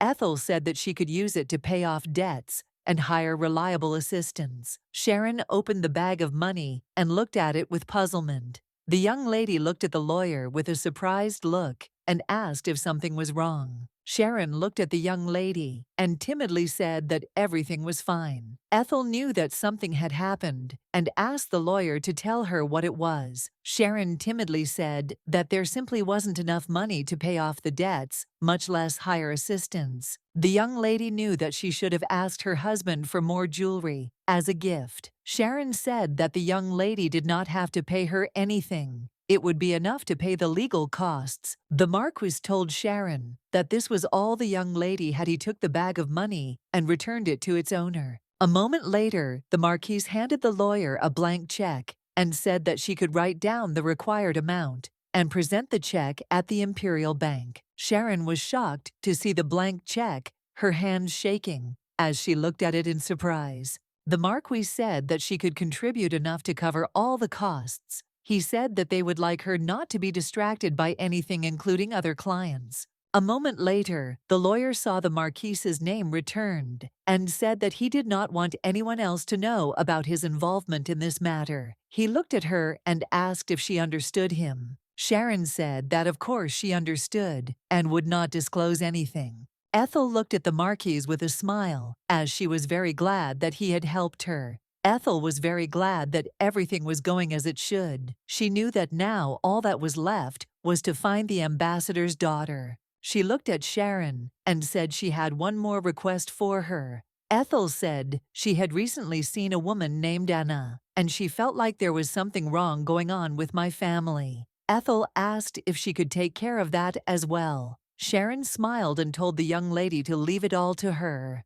The young lady looked at the Marquis and said with a smile that she thought he would need more time to think. She said that she was talking now about their agreement. She was surprised that he revealed his identity to the lawyer, so it seemed he was already willing to cooperate. He smiled and said that he was a simple man, and long thoughts would not suit his character. She knew he was lying to her, but she was still glad. The young lady looked at him intently and thanked him for paying for her. She said that she would definitely pay him back. He smiled and said that she should not worry about such things, since her tea recipe was priceless. She smiled and said that if he helped her get a divorce, she was ready to brew it personally for the rest of her life. She said that she would change hotels again. Today, she just needed to pick up her things. She said that she didn't want her ex-family to know where she lived. The Marquis looked at her intently and said that the carriage was not currently heading to the hotel. The young lady looked at him in surprise,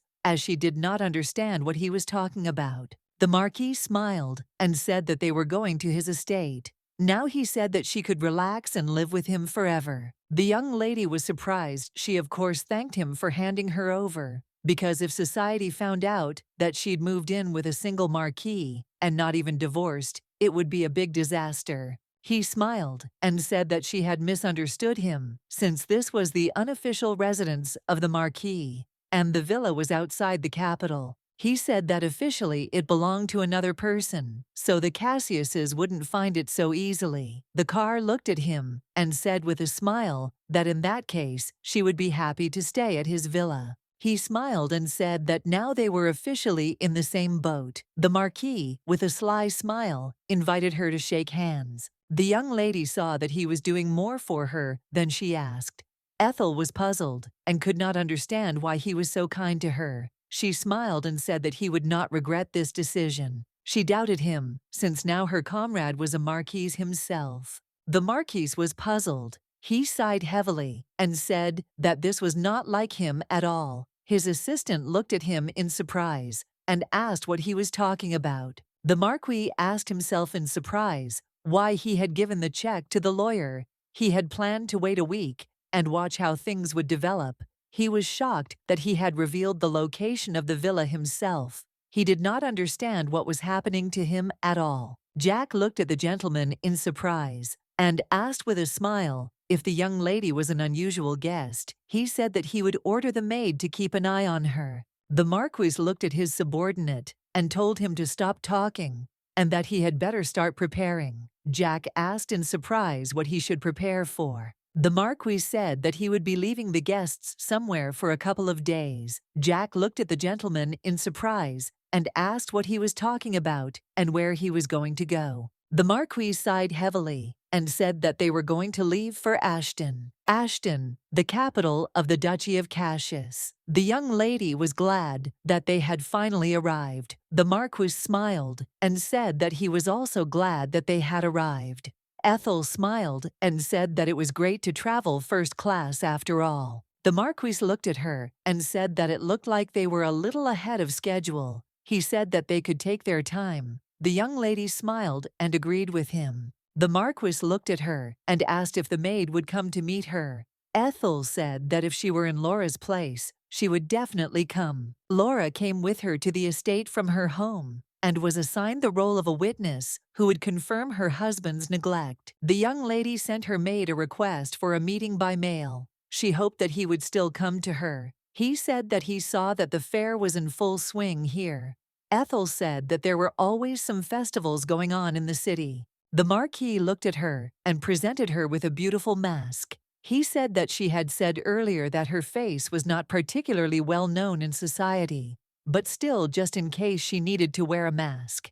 The young lady stood there in bewilderment, as she was a little surprised. The young lady, of course, thanked him for such concern, but still wondered if it was really that difficult for him to warn her about this. In advance, she was very embarrassed. The marquis saw that the poster said that today was little Lena's birthday. He asked if the Duke really loved his adopted daughter so much that he even arranged a festival in her honor. The young lady smiled and said that Lena Cassius and little Lena were not the same thing. The young lady said that this was the name of her pet dog Percy, and the young lady's birthday was on another day, and the festival in honor of this date was incomparably more magnificent than today. She said that the celebrations lasted 15 days. It was also the day of her adoption. The marquise was puzzled that the Duke was holding a festival in honor of a puppy's birthday. A moment later, the young lady heard someone calling her.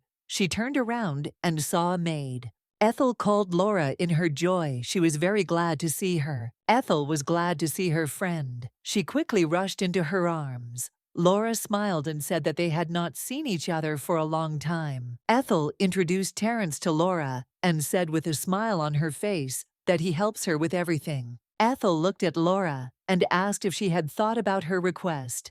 Ethel that going against the Cassiuses could be very dangerous, but she looked at the young lady and said with a smile that she could not even doubt she would of course be on her side. Ethel was shocked by what she heard, as she did not expect such a thing. Ethel looked at the maid and saw that there was a suitcase next to her. She said that these were all her things, as she no longer worked in their house, so she could follow my lady anywhere. Ethel grabbed Laura's hand and said that they needed to go faster, or they might miss the train unexpectedly for the young lady. Laura screamed. Ethel looked at Laura in surprise. Ethel let her friend and asked what was the matter. Young or not asked, did she really squeeze her hand too tightly? Laura timidly said that it was not, so Ethel saw that the young lady's hand was shaking. Ethel turned to her friend and said that she understood, but that she should still tell her what was going on. and was silent for a moment, not knowing what to say. A moment later, Laura burst into tears and asked the young lady for forgiveness. She was shaking and crying. Laura said that she did not leave the Cassiuses herself, but she was fired. Ethel, partly from what she heard, asked her friend what she was talking about. The young lady was furious. She did not understand who dared to fire Laura without her consent and decision. Laura said in a trembling voice that the housekeeper had ordered it so. Some time later, they were already sitting on the bench and talking. Laura looked at the young lady and said that it happened just on the day when the letter from the young lady arrived. Laura said that several maids brought portraits of Lady Lena to her room and hung them on the wall. Laura looked at the young lady and said that the maids said that this room would now belong to Lena. Ethel was shocked and wondered how this was even possible. Laura said that she wanted to stop them, but accidentally stained one of the portraits. The young lady looked at her friend and asked if that was the reason she was fired. Laura said that she was very glad that at least they did not make her reimburse the cost of the portrait, but they did not give her a letter of recommendation. So now the road to other noble houses was closed to her. Laura, with tears in her eyes, said that she was also punished. Ethel was shocked by what she heard. She couldn't believe that the housekeeper would treat the maid that way. Ethel, in turn, did not judge Laura harshly. After all, she was just learning to perform the duties of a maid. With tears in her eyes, she asked the young lady for forgiveness. She said that she did not tell the young mistress everything at once because she was afraid that it would upset her. The young lady looked at the maid and said that she was really upset. Ethel looked at the tearful maid and said that she was just on her side. That's why they were angry with her. Ethel knew that the Duchy of Cassius was ruled by one of the most influential families in the empire. They were responsible for the defense of the North. She knew everything about this family because until recently, she herself was a part of it. The maids smiled as they wished Percy, the young lady's personal dog, a happy birthday. But a moment later, the maids heard a noise. Turning around, they saw a young lady in an escort. The maids looked at the young lady in surprise and asked what she was doing. Here, they said that the Duke and Lord Landro were delayed in the capital. Looking at them, the young lady understood that they were still not aware of the latest events. The young lady looked at the maids with disdain and said that Laura had told her that they had tried to hang portraits of the young mistress in her chambers. Ethel looked at the maids and asked if she had ordered them to do something like that. The maids hesitated and timidly said that this was not so. The young lady approached one of the maids and asked, "Since when are the servants of the Cassius estate free to do whatever they want and refurbish their mistress's room without permission?" The maid was trembling with fear. She did not know what to answer. The young lady looked at the maids with contempt and anger, and then asked why they wanted to hang Lena's portraits in her room. The maid said in a trembling voice that they thought that my lady would like it. The young lady, in turn, knew that every single inhabitant of the estate loved Lena very much. She knew that they were not very intelligent, and they had no excuse. The young lady looked at the three maids and said that they were all fired, and they would not receive letters of recommendation. The maids looked at the young lady in horror. A moment later, they threw themselves at her feet and begged for forgiveness. A few minutes later, the head maid came into the room and told them to stop. The head maid approached the young lady and apologized for not coming out to meet her, as she had not been notified of the young lady's arrival. Laura was shaking with fear in front of the housekeeper behind the young lady. The young lady looked at the maid and asked what kind of box she had in her hands, and also told her to give it to her. The maid looked at the young lady in fear and asked if this was really an appeal to her. Ethel knew that it seemed like they were going to have a serious conversation, and she would have to defend herself. She took the box and turned it on. The housekeeper looked at the young lady and said that this was a magical artifact, and it was intended as a gift for Lady Lena. Ethel smiled and said that she would give her this gift herself. She said that she was planning to visit the capital anyway. The ruler bowed and said that it was she who ordered the portraits of the young lady to be hung in her chambers. The housekeeper looked at the young lady and said that if she wanted to punish someone because of this incident, then she could punish her. The housekeeper was also Lena's nanny, and she was Lena's strongest ally in the house. The young lady looked at the housekeeper and asked what right she had to fire her maid and also beat her. Laura looked at the young lady very frightened. The housekeeper looked at the young lady in surprise and asked what she was talking about. The housekeeper said that it was her direct duty to manage the maids. The young lady said angrily that it was not so, since only she was her mistress and had the right to punish or dismiss her. Ethel was told by the housekeeper that she could only ask her permission. Ethel looked at her with contempt and said that her orders did not extend to her personal servants. Ethel asked how a housekeeper could know such simple rules. She said she couldn't understand how Lena could have considered her a suitable candidate for the position. The housekeeper angrily shouted at the young lady not to dare question Lady Lena's decision. The housekeeper said that it was true that she had some power in this house, but that did not mean that she was the mistress of the house. Ethel said that her husband was the eldest son of Duke Cassius. She said that besides the Duchess had long since left this world, and may she rest in peace. She looked at her and asked who in her opinion was the mistress of this estate. The housekeeper shouted angrily that the owner of this estate was Lady Lena. Ethel looked at her with disdain and said that she seemed to have forgotten the rules and traditions.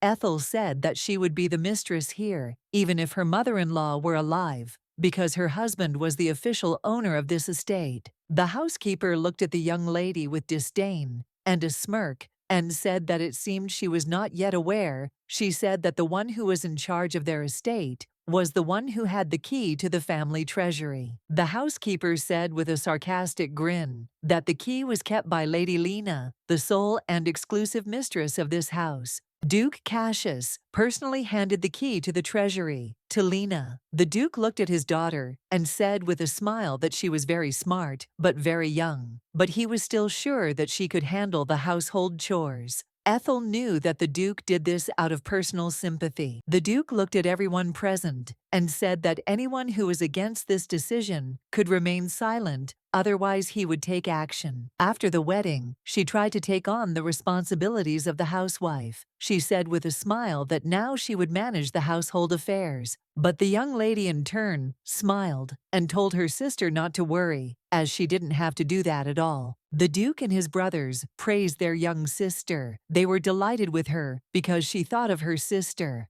The young lady in turn was shocked by this, since she knew that the young lady still had a very hard life in luxury and in a house full of servants. The housekeeper looked at the young lady with a smirk and said that she had no right to punish or fire anyone from the servants. Ethel now knew what motives were behind those words. The young lady looked at them with rage and said that they were openly mocking her, and it was very impudent of them. She said that she would certainly tell her husband about their disrespectful behavior. The housekeeper told the young lady with a fierce grin that the young master had also agreed that it would be better to entrust the management of the house to his sister. Ethel was very pleased, as the confession was successfully recorded. With the help of a magical artifact, she knew that this recording would serve as an important argument in court against her husband. She had proof that Lena had deliberately taken the place of mistress of the estate, which was rightfully intended for her, and also that her husband had not objected to this in any way, and had even encouraged such an outrage. The young lady sighed heavily and said that she understood everything and that there was no way she could take any action against her at all. The housekeeper said with a grin that this was indeed the case, and yet her name was higher in status,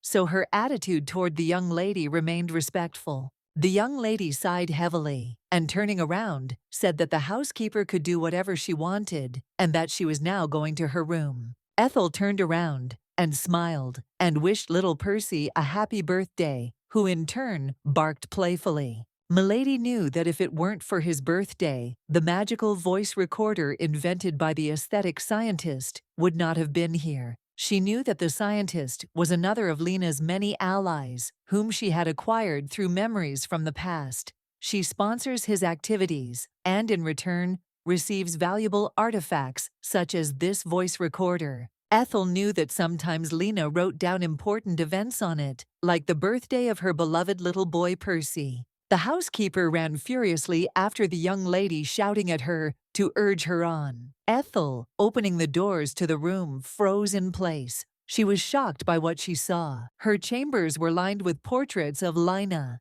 Ethel was furious. The young lady looked at the housekeeper with surprise and a grin, and asked if all this was really a gift to her. The housekeeper said that she had hung the last works for an artist who was patronized by the Duke. The young lady said with a grin that although she was not the mistress of this house, she could still do whatever she wanted with the gifts, and she shouted to the maids to take them off immediately. The young lady looked at all the portraits that were in the room in anger and ordered the maids to destroy them. The housekeeper was shocked by what she heard. She looked at the young lady and asked what they should do with them. Terence stepped on one of the portraits and said with a smirk that he would now show them what they needed to do with the portraits. The housekeeper was shocked by what the young man did. The young lady looked at them and asked if they themselves did not understand how much they had insulted Lady Lina. Ethel asked with fury how it was possible to hang such worthless canvases on the wall. Ethel asked them if they thought it was possible to convey the beauty of the young lady with paints. She asked them if they really couldn't see the difference between her real self and these portraits, and she said, puzzled, that of course the real lady was more beautiful. The housekeeper said that no picture could ever capture the full charm of their lady. Ethel said that all these portraits were just a ridiculous attempt to copy the unique beauty of their real young lady. The housekeeper said that was the point of painting, to try to convey it. Ethel looked at her and asked if she really thought, that these simple sketches represented my lady properly. Ethel asked furiously why they hadn't already been busy destroying them. She didn't understand why they were silent and didn't answer Laura, and Terence stood frozen in shock and bewilderment. The housekeeper looked at the young lady and asked her forgiveness for what she had said. Ethel said with a smile that part of her wanted to gather up all the paintings in the house right now and burn them in one big bonfire, but she was in a good mood today. All the servants humbly thanked her for her kindness. The young lady smiled and said that she was taking charge of the duties of the executor of this terrible sin, and now she intended to destroy at least those paintings that she had with her. Laura, in turn, threw the painting against the wall with a crash. She said that the vicious images needed to be destroyed immediately. The housekeeper was shocked by what she saw. The housekeeper looked at the young lady and begged her to stop and not do this. The young lady was surprised, looked at her, and asked if she was really suggesting to leave these sinful pictures on the walls. She asked if the young lady meant nothing to them. The housekeeper said that she was wrong, and that it was she who asked the artist to paint portraits to hang in her chambers. The maids asked the young lady for forgiveness. The housekeeper said that she simply could not watch her destroy the image of her young mistress, and even more so, she could not participate in this. She wanted to get punished better. The young lady sighed heavily and said that unfortunately, she did not have the status of the mistress of the estate, so she had no right to punish her. The housekeeper apologized to the young lady and said that she was, of course, the mistress of the estate. They wanted to receive an appropriate punishment instead of the young lady touching the portraits of their mistress. Ethel looked at them with contempt and said that they should not apologize to her. She said to Ethel that they had unfairly fired and punished her maid, and if she did not forgive them after the apology, then she would not forgive them either. A moment later, all the servants came up to Laura and asked her for forgiveness with tears in their eyes. Ethel quietly told Terence that this was not typical behavior for her, and he said with surprise and a smile that he did not even know that she idolized Lady Lina so much. Ethel looked at him and asked with a smile if he really enjoyed teasing her. The young man smiled and said that he did like him a little. A moment later he smiled and said that he really enjoyed teasing her. The young lady pouted cutely and shyly as she looked at him. The lady looked at the housekeeper and said that she now had to get down to her duties, and she kicked her out of the room. Young lady, you began to collect all your jewelry in a hurry. A moment later, they began to quietly leave the mansion so that no one would notice them. She knew that she would not return to this estate again. She looked at her friends and said that they would now go out through the hole. A moment later, she heard a familiar voice. The butler greeted her. He looked at the young lady with a smile and said that they had not seen each other for a long time. Ethel was surprised, as she did not expect to see a butler in front of her. She wondered if he had been waiting for them in this place. The butler, looking at the young lady, smiled and said that it reminded him of the first day they met. He said that she then said that this castle was very beautiful. The young lady looked at him sharply and said that she understood that he seemed to be aware of the divorce. The butler looked at her and said that the young lord and the duke had mentioned the incident. The young lady looked at him in surprise and asked if he was really going to call the guards now to prevent her from escaping. This under any circumstances, he said that he only came to say goodbye to her. The young lady was surprised, as she did not expect to hear such a thing. She said that it was still unknown whether she would be able to get a divorce. She said that it was too early to say goodbye. The butler smiled and bowed submissively. He said that regardless of the outcome of the trial, her heart no longer belonged to this house. A moment later, she heard a crash and hurried her friends. As she ran away from the estate, the young lady glanced for a moment at the butler, who was staring after her, and she was very glad that he did not stop her. The Marquis looked at the young lady and said that they now needed to go to the station. Ethel looked at him with a sharp gaze and asked him to wait a little. The young lady was surprised and puzzled, wondering why the butler had let them go so easily. Ethel knew that he had served the Cassius family faithfully and truly for many years, and he had come to the house when he was still very young. During the days she spent at the estate, the butler sometimes invited her to tea. They did not discuss anything like that, and yet these were joyful moments. The Marquis thought for a moment and said that perhaps he was the only one in this house who had at least a drop of common sense, and that was why he took care of her. Laura smiled and said that it was all true, since he also took care of her. The young lady was surprised, as she did not expect to hear from Laura that the butler took care of her. Laura smiled and said that when the young lady was out, he was always sending her on errands into town, so she could go out and about, and he also gave her pocket money. Ethel thought for a moment and said that she needed to talk to him immediately. Ethel, if she could get him as a witness, someone who had been with the Cassiuses from the beginning, Ethel knew that it would be very useful and it would help in court. Laura smiled and said that she knew his address at home, as she had been there on errands. Lavra smiled and introduced Miss Guerson as the head maid in the butler's house. Laura said that the butler's wife had died long ago, so they must not under any circumstances confuse them. Laura looked at the head maid and said with a smile that the butler had asked her to bring them the leftovers from the table. The maid smiled and said that now she and Joshua would definitely have their fill. The young lady looked at the head maid in surprise, as she had not heard of Joshua. Before the head maid was taken aback and asked for forgiveness, she said that she forgot to offer them tea. The Marquis leaned closer to the young lady and quietly asked who Joshua was. The young lady knew that this was the name of the butler's only son. He was mentioned in the novel only once in childhood. Joshua fell in love with Lena at first sight and decided to give her a homemade figurine as a gift. The Duke, who witnessed this scene, was simply furious, and from then on, every young man who showed interest in the young lady found himself in the epicenter of a scandal. The young lady knew that it was not surprising that the crown prince was different from Lena, since it was only because of his high status that he was allowed to do so. The head maid smiled and said that she had made them some tea. The young lady noticed that when Joshua was mentioned, Miss quickly changed the subject.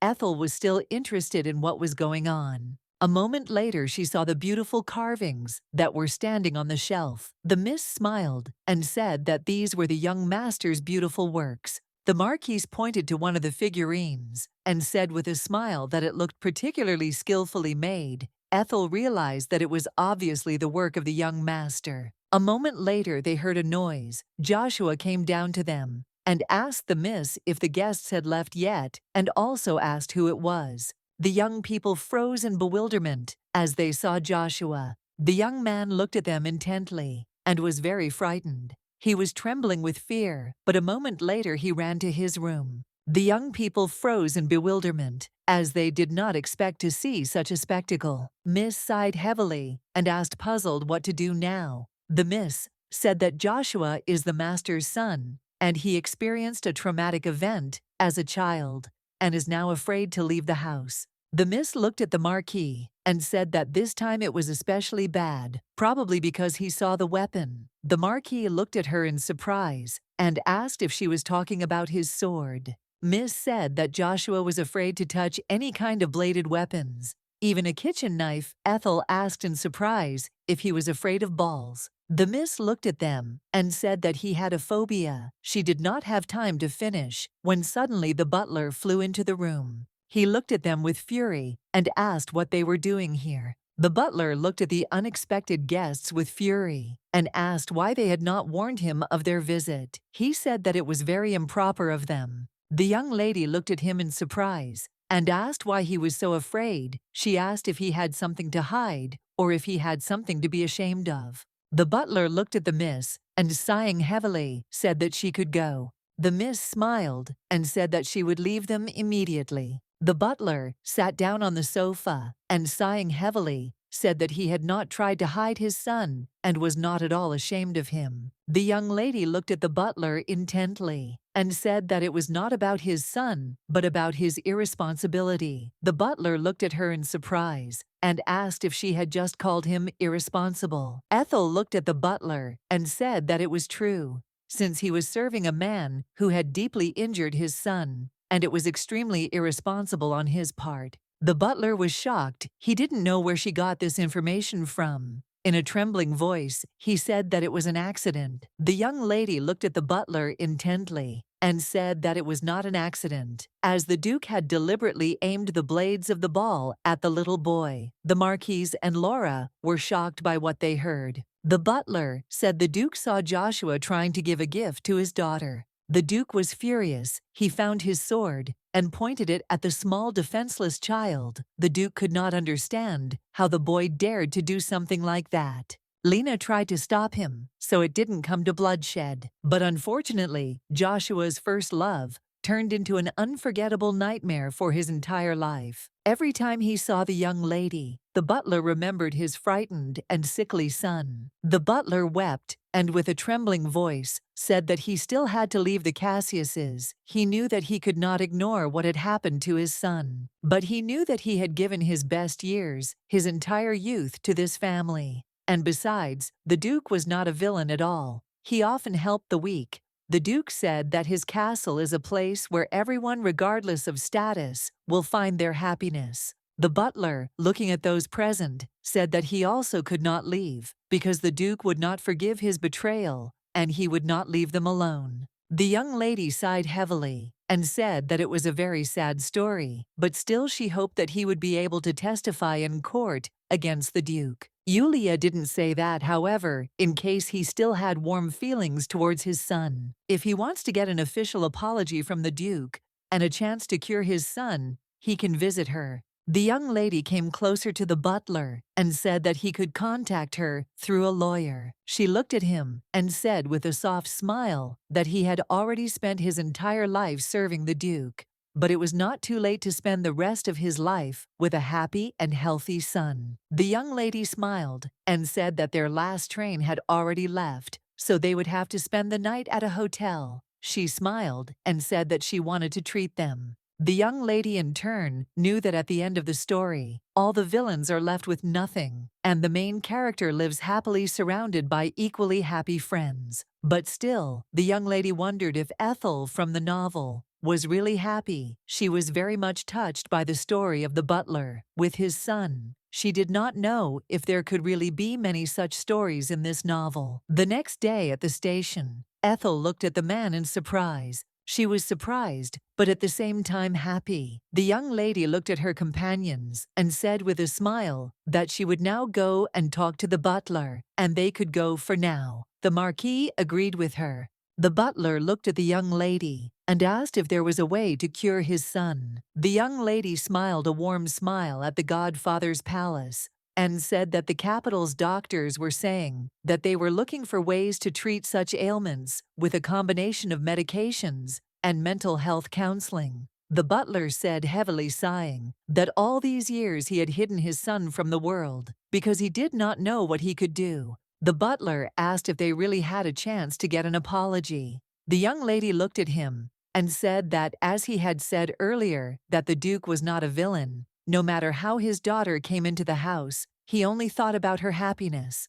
The butler sighed heavily and said that he wished everything could go back to the way it was. The maid looked at her mistress and said that the train was leaving any minute. The butler looked at the young lady and said that he had not made a final decision.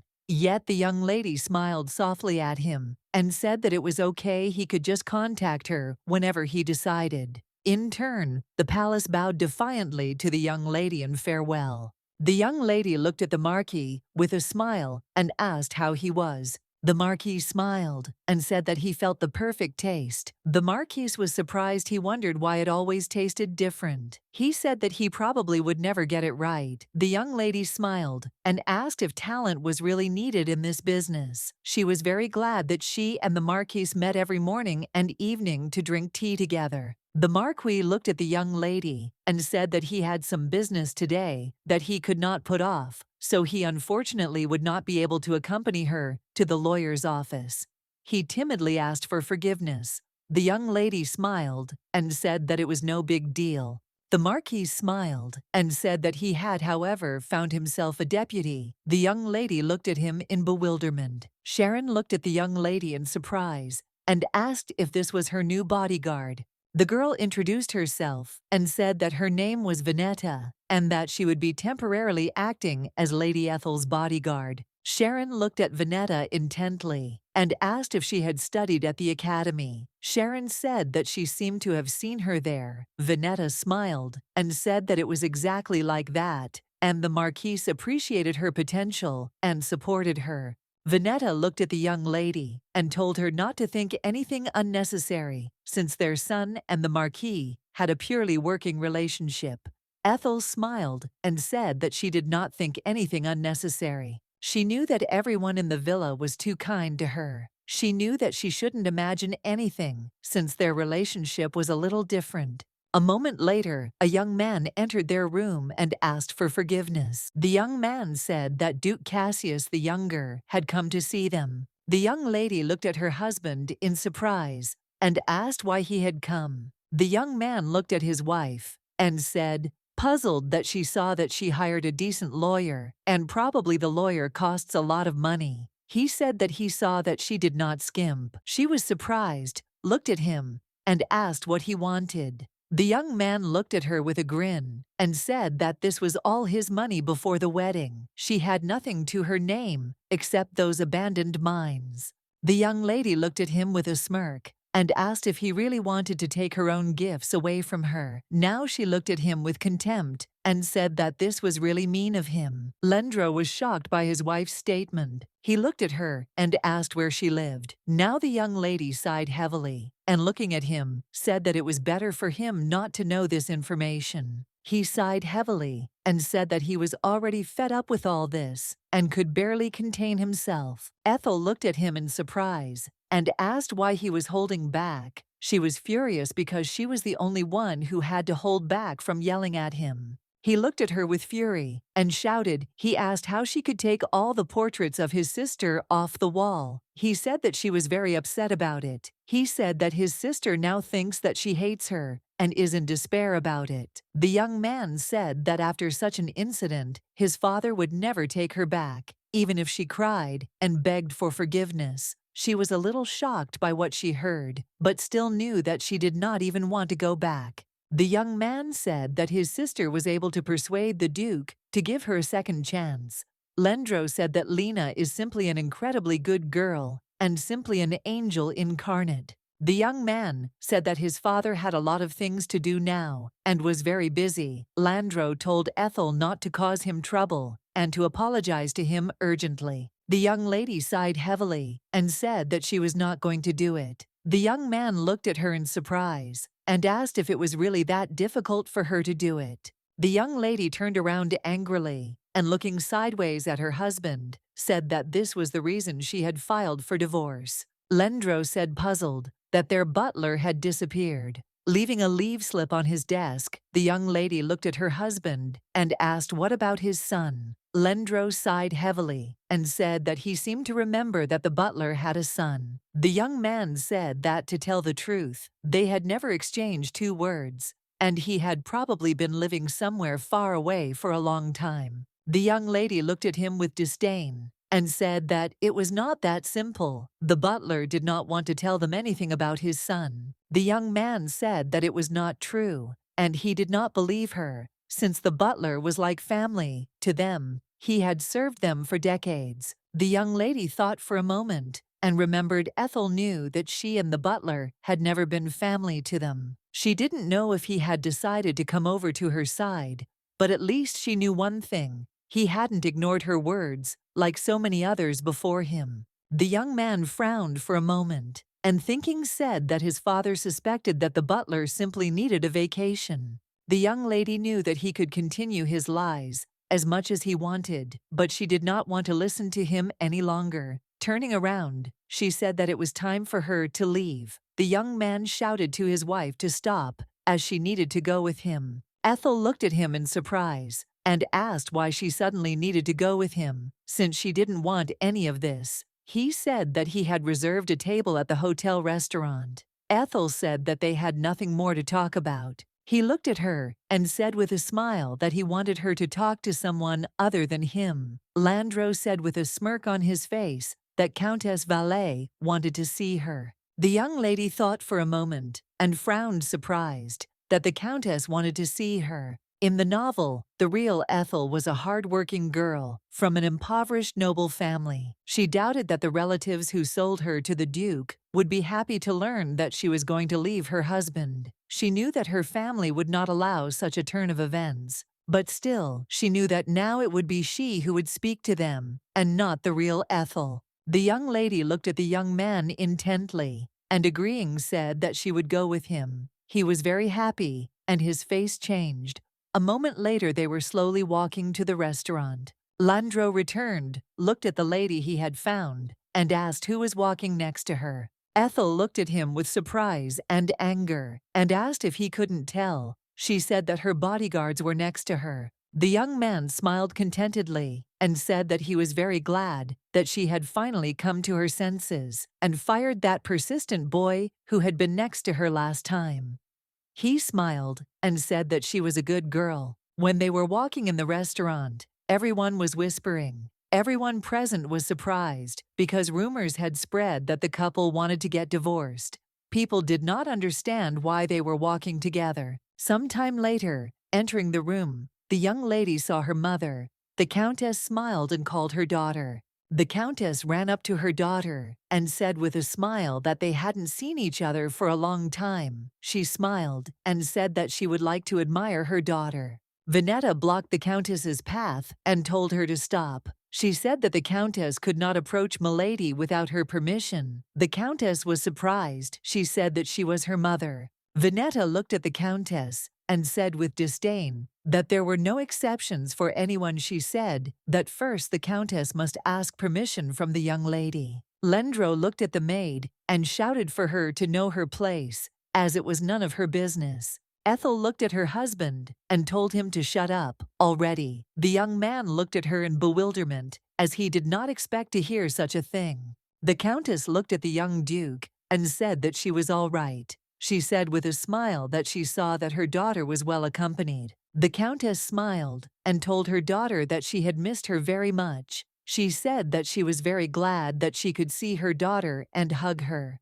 Ethel looked at the Countess and said that they would do better without hugging. The Countess looked at her daughter with bewilderment, as she did not expect such an attitude on her part. The young lady looked hard at her mother and said she did not want Ethel to come near her at all, the Duchess told her. Lendro looked at his wife and shouted angrily for her to stop, as she could not speak so casually to her mother. The young lady approached her mother and told the countess that from that day on, she would have no connection with their family. The countess turned pale before her eyes and in a trembling voice asked her daughter what she was talking about. The countess told her daughter that if something was bothering her, she could tell her everything. The young lady looked at the countess with disdain and said that she would no longer lend her money and she would not pay off their debts at all. The young man looked at his wife with bewilderment and shock and called her. The countess looked at her daughter with fury and shouted at her to shut her mouth. Landro looked at the countess with bewilderment and shock. He was very surprised because he did not expect such a thing from her. Countess, you in turn realized that you made a mistake in front of the young master. She faked a smile and apologized for getting excited. The young lady looked angrily at the countess, for now she saw what discipline she usually gave Ethel, and she thought it was simply dreadful of the countess. The countess looked at the young gentleman and asked if he would leave her alone with her daughter, as she would like to talk to her. The young man smiled submissively and said that of course he would leave them alone. The countess said that their daughter usually does not behave like this, as she is a sweet and submissive girl. The young man looked at the countess and told her not to worry. He said with a smile that very soon the young lady will realize all her mistakes and regret the words that she said to the countess. Landro gave the young lady a smirk and told her she could speak to the countess a moment later. He left, leaving them alone. The countess looked at the bodyguards and told her to go out too and leave them. Vineta looked angrily at the countess and said that she would under no circumstances leave them alone. The countess smiled and said that she would just like to talk to her daughter without strangers. A moment later, the countess looked at the young man in surprise. She asked in surprise who he was and where he came from in the room, since he had not been there before. The young man smiled and said that he was just an errand boy. He said that they had gone out into the hall together earlier. He smiled a timid smile and asked if she hadn't noticed him. Before leaving the lawyer's office, Sharon told Milady to take Robbie with her. She said that usually people don't notice him, but he is very quiet and calm and fits in everything. And if something needs to be done, you can just tell him. The countess looked at them with fury and said that it did not matter and they could just leave, as she wanted to talk to her daughter. The young lady looked at everyone present and said that they were not leaving. For some time after, the battle of glances continued and the atmosphere in the room was tense. The countess sat down and with a feigned smile asked her daughter to sit at the table. She said that they could just have lunch and chat, as the food was very tasty. The young lady was wary of the countess. She saw that her tone had changed in an instant. In the novel, little Ethel was kept afloat only by rare moments of tenderness from her mother. She hugged her daughter tenderly and said with a soft smile that she was the only one who understood her mother. The young lady thought she had worked hard enough. She hoped she would be loved as much as her brother. The young lady did not know that the former Ethel had disappeared long ago, and in her place was now she who was not at all like her, the timid young lady. Ethel, I looked at the countess and said that if this was all she could offer her, then she was leaving. The countess looked furiously at her daughter and shouted at her to sit down immediately. The countess shouted that she was an ill-mannered girl. The countess asked if she really had married the Duke's son and imagined herself to be God knows what. Vineta covered the young lady with her body and told her to take a step back. The young lady looked sideways at the little boy who was near the door. The countess shouted at her daughter that she in turn was behaving very presumptuously. The young lady looked at her mother and said that she had abandoned her to come, so she should stop showering her with accusations. She said with fury that she had fed her, given her drink, clothed her, and put shoes on her, and she should be grateful to her for everything. The young lady looked at the countess and said that giving food, clothing, and blood to a child was the duty of any mother. She told the countess that she did not always manage even this properly. The countess turned pale before her eyes and asked her daughter what she was talking about. Ethel looked at the Countess and said that after her wedding, she and her father had not even visited her. She knew that in any case it was all for money to sponsor Samuel's business. Ethel looked at the Countess and said that she got the money from her husband, not from them, so she didn't owe them anything. She shouted out of guilt that she just didn't understand. The Countess said that her husband showered her with money and she just couldn't lend the family a little. The Countess screamed furiously. How could her daughter file for divorce? The Countess was furious. She did not understand how they would now have to return all the money overnight. The Countess said that she heard the Duke was beside himself with anger, and now their family was finished. Milady looked at the Countess in surprise and asked what of it Ethel had said about the Countess, that this was a debt, that sooner or later it would have to be repaid. And this also applied to debts to the Duke's family. The Countess looked at her daughter with bewilderment and said that she did not at all understand how serious everything was. The Countess said that they could all end up on the street any day now. The young lady's son looked at the Countess with disdain and said that for that very reason, they should not have borrowed money if they could not pay it back on time. The Countess was in shock, and in a trembling voice, she told Ethel that she was her mother after all. The Countess was shocked and did not understand how her daughter dared to treat her like that. The Countess pounced on her with a scream and asked her daughter if she understood what she owed to her mother. Vanetta grabbed the Countess with lightning speed and twisted her. The Countess screamed at her to let her go. Right now, the Countess screamed at her daughter that she gave birth to her and she raised her, and Ethel could not treat her so cruelly. The young lady in turn swung her arm to strike. The Countess was in shock looking at her daughter. She froze, expecting a blow. But a moment later, the young lady slapped herself on the cheek. Ethel banged against the door and begged her mother not to do it. The Countess looked at her daughter in bewilderment. She was shocked by what she saw. A moment later, the young lady fell to the ground. With a crash, Vanetta ran hastily to her mistress and called her. Lendro burst into the room and asked angrily what was going on. Lendro was surprised and stunned. He saw his poor wife lying on the ground. He looked at them in shock and asked what this all meant. The young lady looked at her mother with tears in her eyes and said that this was too much of her. Ethel screamed at her mother that all this time she had made her do the laundry, cook for the whole family, wash the dishes and clean up, and even made Ethel mend her dresses, and took all her money. Robbie asked in surprise if the Countess had really shifted all these matters onto her only daughter, that they were still considered noble ladies, but even commoners do not act so brazenly towards their children. Ethel, looking at the Countess, said that even if she did all this, the Countess beat her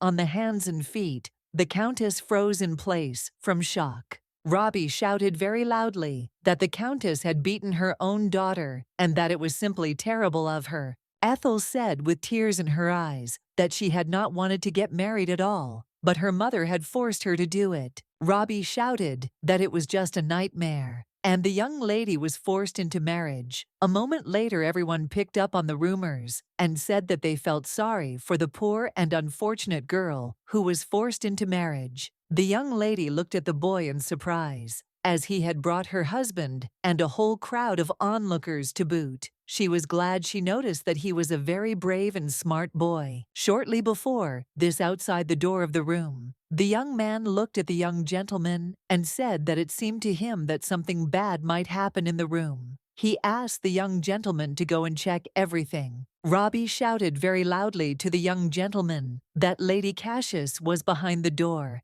He shouted that some trouble might happen to the young lady. The young man looked at his wife with bewilderment and asked if she had been forced to marry him. Ethel, with tears in her eyes, said that she did not want to tie herself in marriage to a stranger because she was afraid of Duke Cassius the Younger, but she was told that she was obliged to marry him to pay off the family debts. Everyone started whispering and saying that the Countess and her family were up to their eyeballs in debt. They were shocked that they had sold their daughter. People were talking and feeling sorry for the young lady, since in fact her parents had forced her to marry someone she didn't love. The Countess looked at her daughter with bewilderment and said that this was all untrue, since she loved her daughter very much. Ethel screamed that her entire family was constantly driving her crazy, and there was nothing she could do about it. Everyone present was in shock because they heard a simply terrible story. They said that the Countess's family should be ashamed. The Countess was in shock, looking at everyone present. She said that everything was not so. The young lady sighed heavily and said that she no longer wanted to obey her mother's will.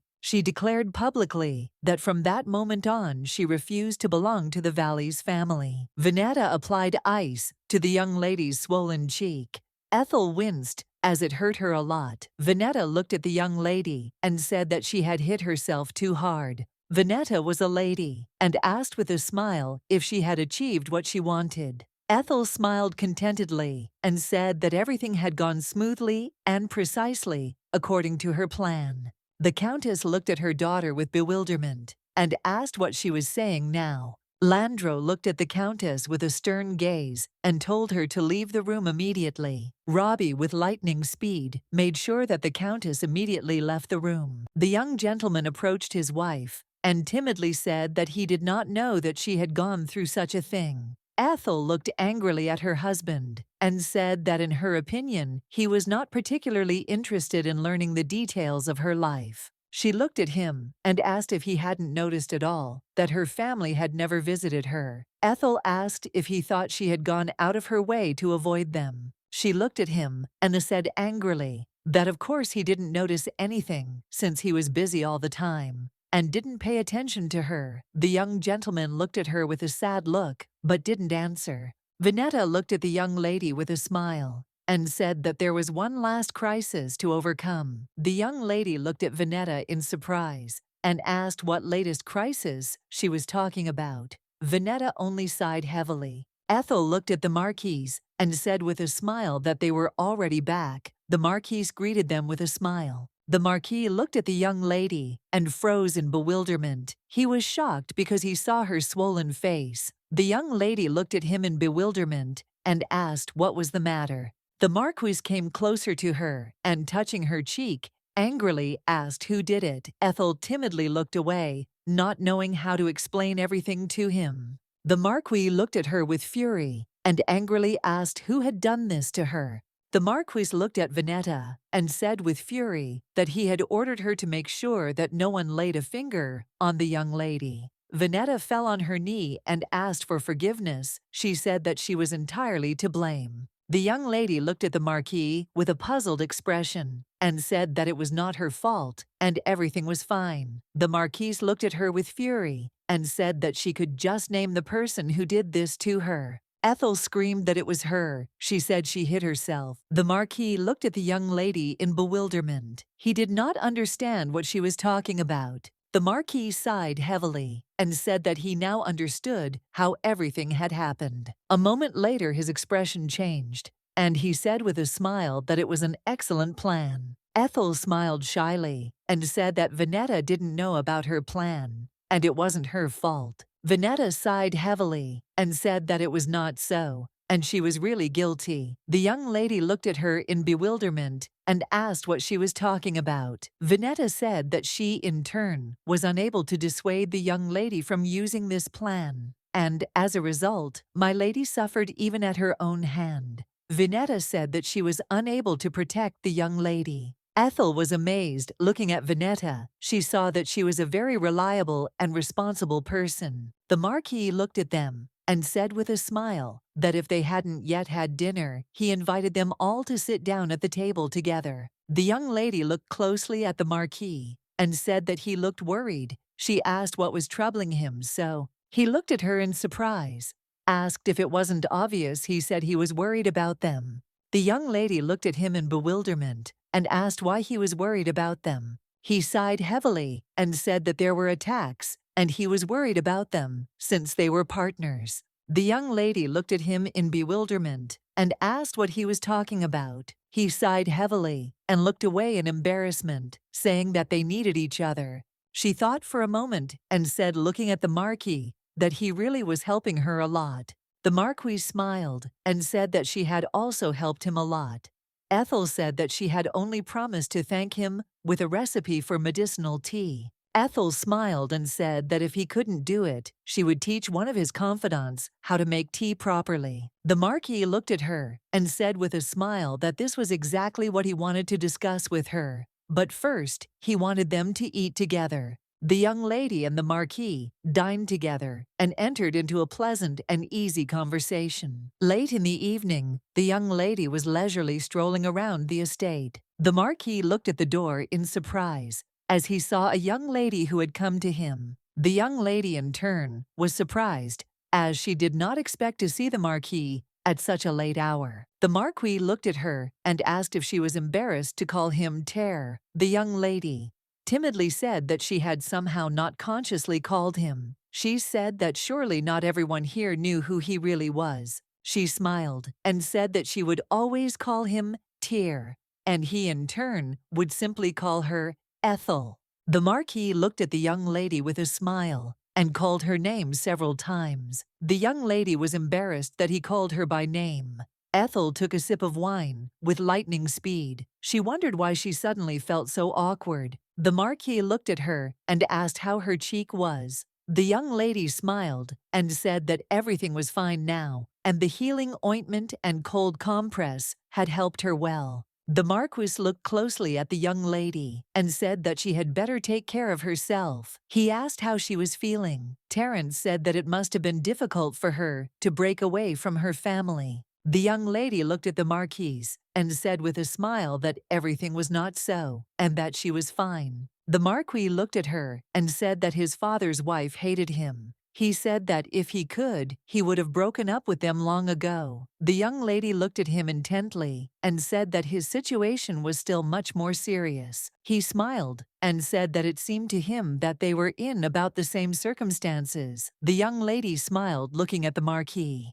A moment later, she thanked him for his words of sympathy towards her. The museum said that they were still partners and should help each other. She was amazed by the fact that she felt much more comfortable with the Marquis than with her husband Lander. Although they had only met a month ago, the Marquise looked at her and asked if she had thought about what she would do after the divorce. The young lady sighed heavily and said that she hadn't really thought about it yet. She thought that she would most likely leave the empire. The Marquise looked at her in shock and asked what she was talking about, as he did not expect to hear something like that. The young lady sighed heavily and said that she had been through a lot here, and besides, every resident of the empire was now aware of the details of her personal life. But still, she never wanted to cross paths with the Duke's family again. Lena will marry the crown prince and become the beloved princess of the empire, and she will of course drag the entire Cassius family along with her. The Duke, in turn, will rise as never before. She knew that after this, her family, the Valleys, would definitely not give her a normal life. She wanted to escape to another country and start a new life with the money from the mine. She still wanted to invite a few of her friends with her, if they of course wanted to go with her. But she still knew that the person closest to her now was the one sitting opposite her. Ethel looked at the Marquis in surprise as she saw his upset expression. She asked if he was upset about something. The Marquis asked in surprise if she was really going to leave the empire. The young lady asked for forgiveness and said that it seemed she should have told him about it earlier. He sighed heavily and said that she shouldn't apologize for it. The Marquis smiled and said that he simply thought that he was more important to her than he actually was. He said that the realization had just come to him. The young lady looked at him in surprise and asked what he was talking about. He smiled and said he would like to propose a toast. The Marquis said he would like to drink to their cooperation. The young lady smiled and supported his toast. She said that she would be happy to drink to their cooperation. She smiled and said that they would definitely achieve their goals together. Ethel smiled and said that she hoped that he would also achieve what he wanted. The Marquis looked at her in surprise and asked what she thought he wanted. She thought that he most likely wanted to get rid of the crown prince and become the emperor. She looked at him and timidly asked if he really wanted to become the crown prince. The young man sighed heavily and said that he himself actually didn't know this yet, but it was time for him to ask himself this question. Ethel smiled and said she was sure he would find a purpose in life in the future. Terence looked hard at the young lady and said that if she said so, he would certainly believe her. Ethel sighed heavily and said that divorce was still a complicated matter. Sharon looked at her and asked if it was really that difficult for her. Sharon told the young lady that she could step out for a while and clear her head. The young lady smiled and asked if she really could do that.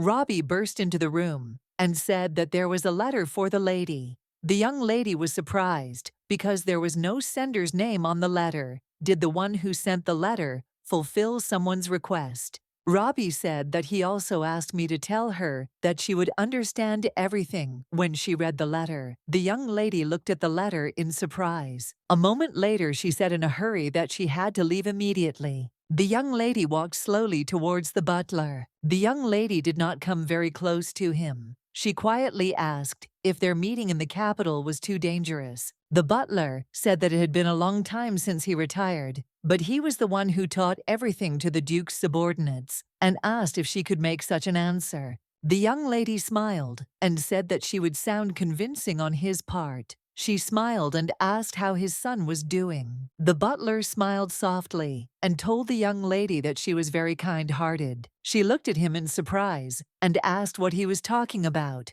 He smiled and said that the first thing she asked was how his son was doing, not whether he would be a witness in the divorce trial. He smiled and said that his son was doing well, and on the night of their departure, he asked his son if he would like to undergo treatment in the capital. The butler said that only then did he realize how foolish it had been of him to leave this child on the Duke's land. He said that his child with such a kind heart just continued to sit there without saying a word. The young lady smiled softly and said that if she were in his son's place, she would be immensely happy that her father was making important decisions in his favor, even if it was only now. The butler looked at her in surprise and asked if it was really her father who pretended not to see anything. The young lady said that his son believed in him and gained courage. As they sat and chatted casually, the butler saw a man playing with his son. A moment later, the butler spoke of the proposal made to the young lady last time. The young lady looked at the butler in surprise,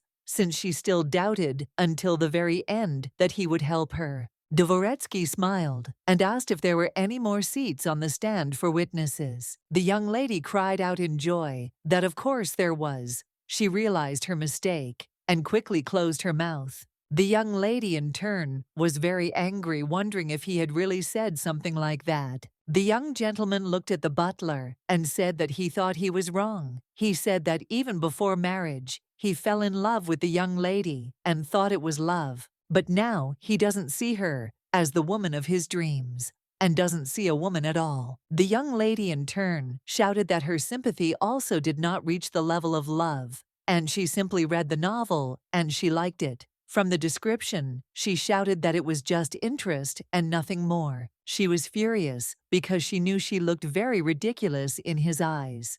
The young lady looked at the butler and asked if he could testify about what he had just said in court. The butler sighed heavily and said that he intended to tell the truth about everything he had seen and heard.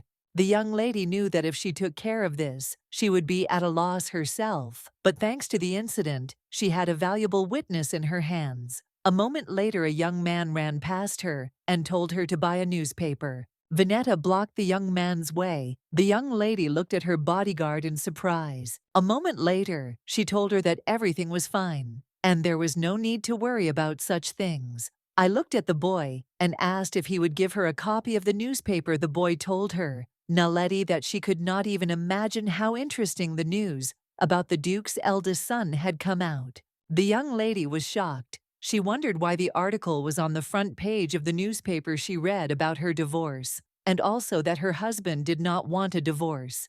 Yes, how much he loved his wife. Her husband also ordered an advertisement with an apology. She was furious because she knew that everyone thought he was a loving husband. After reading the newspaper, everyone said that she was just a terrible and disgusting wife. The bodyguard looked at the young lady and called her. Ethel laughed furiously at the paper and said that he was fine with her. She said that influencing public opinion in this way was typical Lena's tactic. The young lady wondered if there was a way to change public opinion. She knew there had to be something that would attract the public's attention and put her in a better position. Sharon ran up to the young lady and said with a smile that she had been running around looking for her. Sharon said with a smile on her face that she had found the man, and he perfectly matched all the conditions that the young lady had told her earlier. Ethel looked at her lawyer in surprise. She was in shock. The next day, the young lady finally found her trump card. The Kingdom of Leoc is a small territory, but the country is rich and strong. During a trip to the Empire, the ambassador of the Kingdom of Leoc lost her daughter. She did not return back and stayed there to look for her daughter.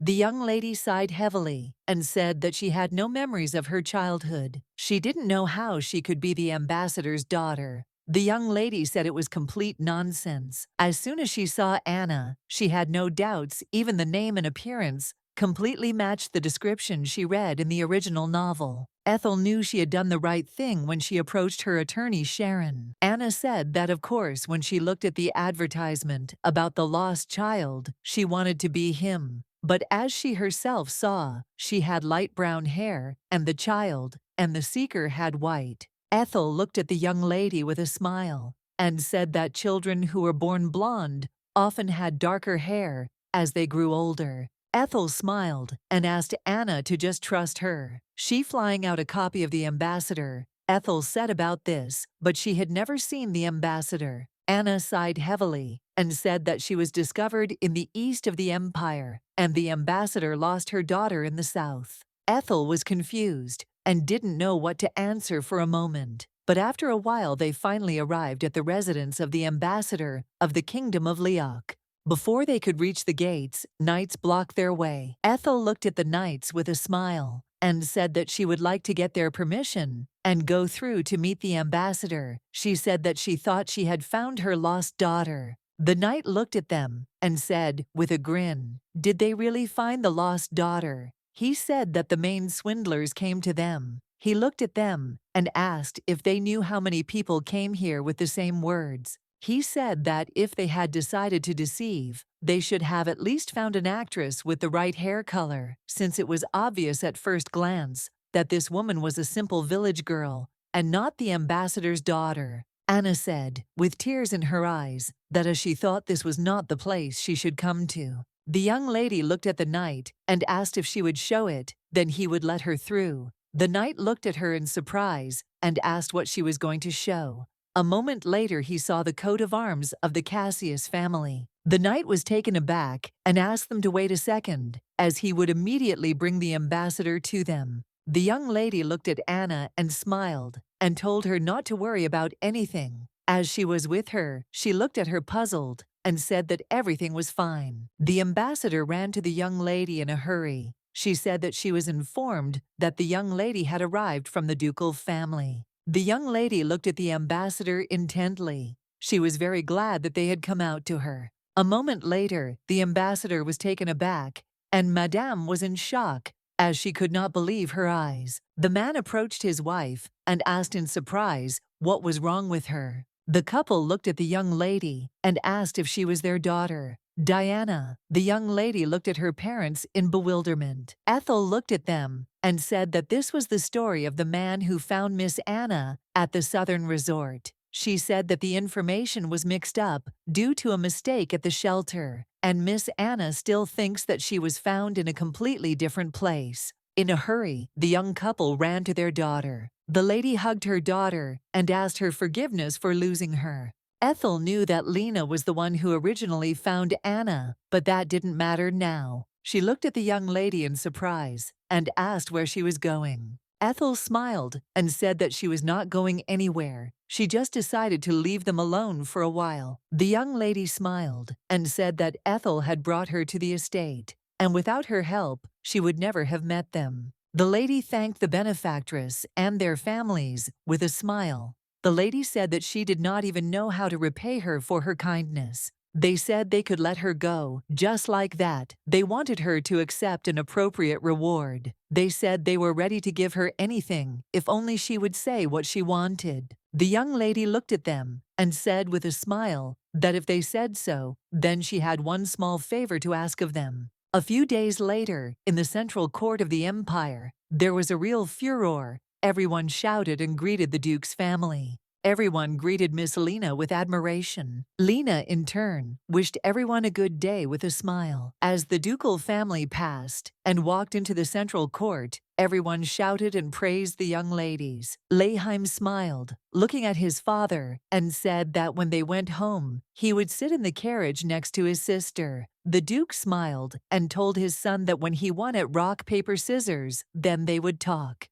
The journalist looked at the young gentleman and asked what his state of mind had been lately, and the young gentleman was asked whether he thought he would win the case. The journalists shouted and called the young gentleman, as they wanted him to answer the questions they asked. One of the journalists asked the young gentleman if it was true that his wife had been abused by her parents and was forced to marry him. The young gentleman, in turn, turned around and looked angrily at the journalist who had asked the question. Lena, in turn, came closer to her brother and took his hand. Landro looked at his sister in surprise, as he did not expect her to approach him. Landro looked at the crowd of journalists and all the people present and said that he wanted to say only one thing. The young gentleman said that he hoped that soon all misunderstandings would be resolved with his beloved wife, and they would continue their happy family life. Lena looked at the ladies and gentlemen with a smile and told them to pray that her brother would not face the tragedy of divorce.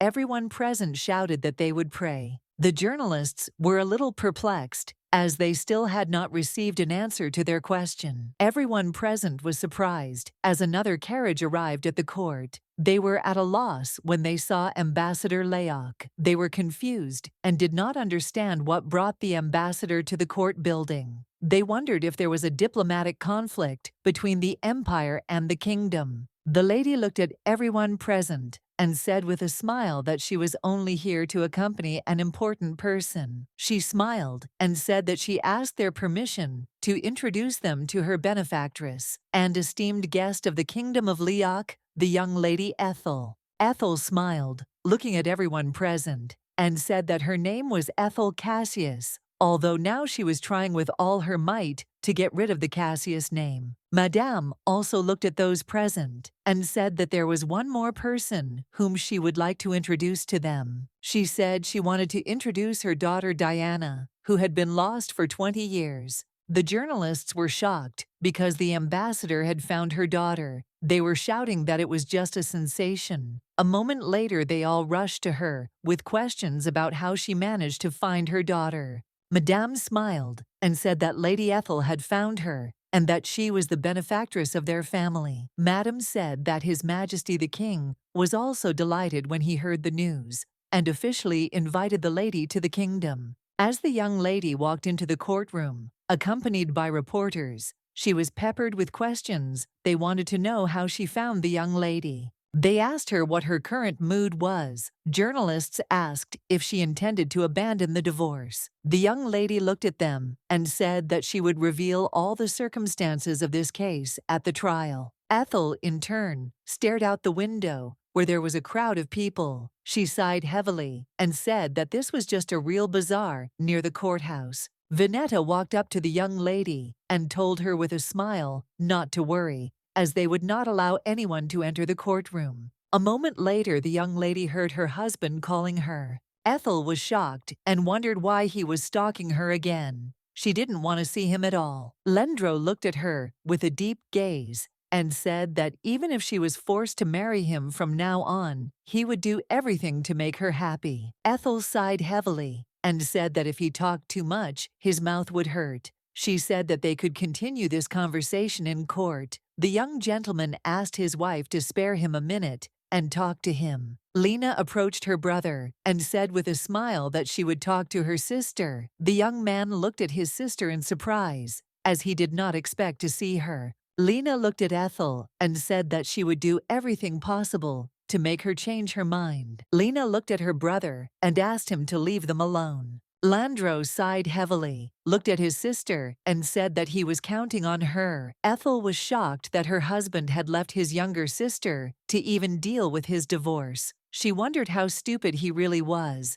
Lena walked up to Ethel. Looking at Vineta, she asked if she could come out. Vineta said that it was simply impossible, since she was the young lady's personal bodyguard. Lena sighed heavily and said that it seemed that she had a very loyal knight. Lena looked at her daughter-in-law and told her to order the knight to come out herself. Ethel noticed that there was a different atmosphere around Lena, but she still couldn't tell with her precision what it was. The young lady looked at her bodykeeper and asked her to leave the room for a while. A moment later, they were alone. Lena grabbed Ethel's hand. Ethel was shocked as she didn't expect this. Lena looked at the young lady and said that she heard from her brother that the Valleys family treated her cruelly. Lena looked at Ethel with a pitiful look and said that it seemed that she had had a very hard time. Ethel was stunned by the actions of the young lady. Lena looked at the young lady with tears in her eyes and said that she understood her feelings perfectly because she had once been in an orphanage. Lena said with tears in her eyes that the director bullied her very often. She said that he was a very bad person, and from time to time, he starved her and also beat her. Ethel knew perfectly well that the young lady had told on the nasty bastard so that he would be punished. Lena told the young lady that she seemed to know what was gnawing at her heart. Looking at the young lady, she said that she would help her take revenge on the Valleys family. Ethel was shocked by what she heard. She did not answer. Lena looked at the young lady and said with a smirk that revenge was a given, but she would also make sure that her brother treated her well. Lena asked Ethel to withdraw the divorce suit. The young lady knew that if she were the real Ethel, she would have accepted the offer without hesitation. She knew that the main character had both the strength and the ability to take a good revenge. In the original work, Tara's revenge was successful only thanks to the main character. Lena said that the people from the Valleys family were expelled. Now none of them would be able to even make a saga beyond the threshold of their mansion. Ethel knew that the young lady's words about help were definitely sincere. But she is not Tara and not the real Ethel. She looked at her and said that she appreciated her desire to help, but she did not want to take revenge on anyone. Ethel looked at Lena and said that if she wanted to do something for her, then it would be better if she helped with the divorce. Lena looked at the young lady and asked in a trembling voice why she did not want to take revenge. She said that her offenders were bad people, which meant they should be punished. Ethel pulled back from the young lady and looked at her sideways, saying that everyone had different values in life. Lena, looking down, said that she thought it was time to stop and give up. Lena said that since her brother had fully realized his mistakes, other family members had also realized their mistakes, and now they would have to pay more attention to her. The young lady sighed heavily and said that for this reason she simply needed a divorce from them. And that's all. Lena said with fury that the court is not a simple thing. Lena screamed that all her life people would whisper about her. The young lady looked at her sister and said that she could convince both her father and brother, but she should still stop all this. She said that the young lady would only hurt her feelings if she returned to her family. Ethel saw that they still thought that she was begging for attention and affection, and that the divorce proceedings were merely a means to that end. Lena looked at the young lady and said with a fake smile that she still loved the young master. Ethel knew that no matter how much she repeated the words, they did not work in this situation, and Lena did not see her as an equal at all. Thanks to this, she realized everything that was happening. Ethel looked hard at the young lady and said that she did not like her brother, and she had never felt that way about him. Lena froze in shock from what she heard, as she did not expect such a thing. It was true that she had no sympathy for the young master, because he was the first acquaintance she met in the unfamiliar world. He pulled her out of the hell called the Valleys family. But looking back, she realized that she just wanted to become one family with him and did not love him at all. Ethel said the marriage was loveless from the start. The young lady said in a trembling voice that there were many spouses in the world who lived together without love.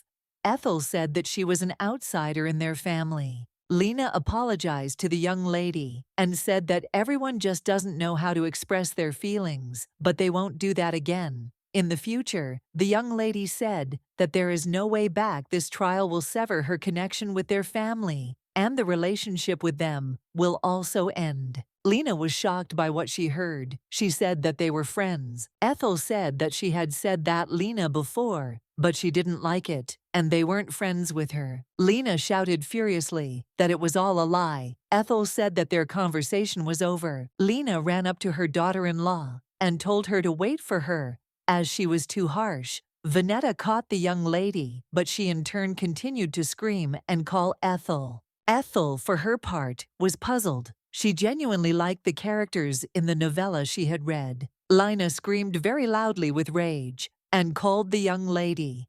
Ethel recoiled, as she did not expect her to scream like that. Lena asked the young lady why she was pretending not to know who she was doing all this, for Lena screamed that she was doing everything for her. Lena screamed that she was going to live in a harsh world, coming out of under the care of the Cassius family. The young lady looked at her and told her to be careful with her words. Lena's eyes fell, and she looked at the young lady in bewilderment. Lena sighed heavily and said that she had made a mistake. She looked at Ethel and said that she herself had been harsh with her. Ethel looked at her in surprise and asked what she meant when she said that she was doing everything for her Lena. If she received the protection of her family, then her life would be calm and safe. Ethel knew it sounded like an excuse, but it didn't seem to her like that was the meaning behind the words. Lena's expression changed in an instant, and she said with a smile that they had been talking for too long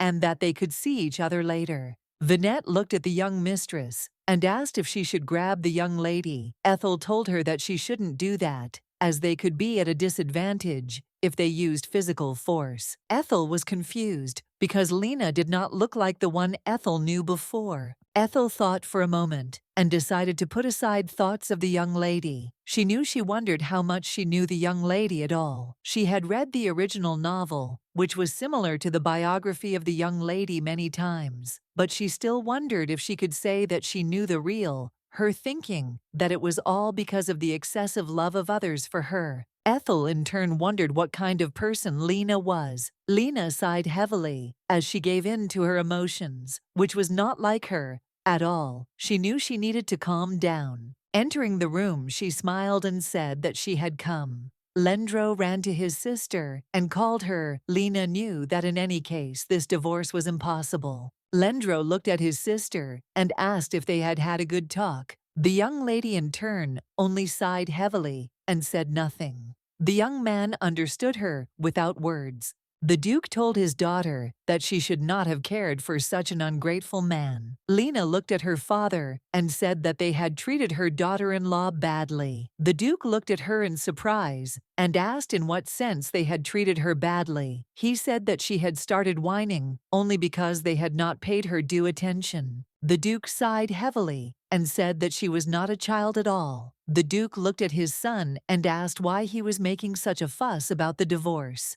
And he also asked why he was forcing his sister to listen to such unpleasant conversations. The young lady smiled and told her father that it was not so, and she herself intervened, as she wanted to bring her daughter-in-law back to the house. The Duke looked at her and said that her problem was that she was too kind. The young lady smiled and said that they would definitely win the trial. She smiled and asked if they wanted to have dinner with the whole family after the hearing was over. Gerzog and Leheim looked at the young lady intently but said nothing. The young lady looked at her brother and asked what was wrong with them. The young man said that she must not have heard because she was talking to her daughter-in-law. He said that things had taken a strange turn and she should read this article. The young lady looked at the article in surprise and asked what it was about. A moment later, she asked if there were any difficulties. The young lady saw the headline of the article about the ambassador's daughter returning home and was shocked by what she read. Leheim looked at his sister and said that they say that the daughter-in-law even arrived here on the carriage of the ambassador of the kingdom. Looking at his sister, he said that they didn't know anything because they were the first to enter the courthouse. He said that it looked like she made a lot of noise. The young lady read that Anna had suffered for a long time from a cruel husband and prayed every day for a divorce. But unfortunately, it was impossible, since the law was not on her side. The point is that they hope that they will create a society that will not sacrifice the people of the world. Leheim was furious. He did not understand why at such an important moment their daughter-in-law found the ambassador's lost daughter. Lendro looked at his brother and sighed heavily, saying that they considered her a benefactor who had reunited their family. But he was furious and did not understand why they interfered in the affairs of another house. The lady was shocked that they had indirectly expressed support for Ethel's divorce. She knew that if they made the slightest mistake, their mouths would be blackened, and they would appear to everyone as villains who had put pressure on their victims. The young lady threw the paper down and said that they shouldn't worry too much. She said that there was no reason why they could lose, even if there were a few voices supporting the other side. The young lady looked at her brother and said that his only fault was the huge amount of work. Lena said that for this reason he could not devote time to his wife. Lendro looked at his sister and said that everything was correct. The young lady said that her daughter-in-law took the maid from the castle with her, and one can guess how everything will turn out, that their efforts are worthy of praise. Leheim looked at his brother and said that there was something else. He said that the jewels that were given to him were swept clean after winning the auction. The young lady said that was correct, and the housekeeper said that she saw the green princess in the jewelry store a few days ago. Leheim sighed heavily and said that their daughter-in-law was quite the villain. He said that she was selling the jewelry she had been given to raise money for the divorce, and an odd atmosphere filled the room. The young lady, in turn, was puzzled. She wondered how she managed to find the ambassador's daughter. Lena had made inquiries earlier, but only found out the name and place of residence. Lena knew why the young lady found the one she could not find. But Lena even had an information article and family connections. She knew that it was not just a coincidence that her daughter had been found just before the divorce hearing. She wondered if it was really a coincidence. She wondered if the young lady had also returned to the past.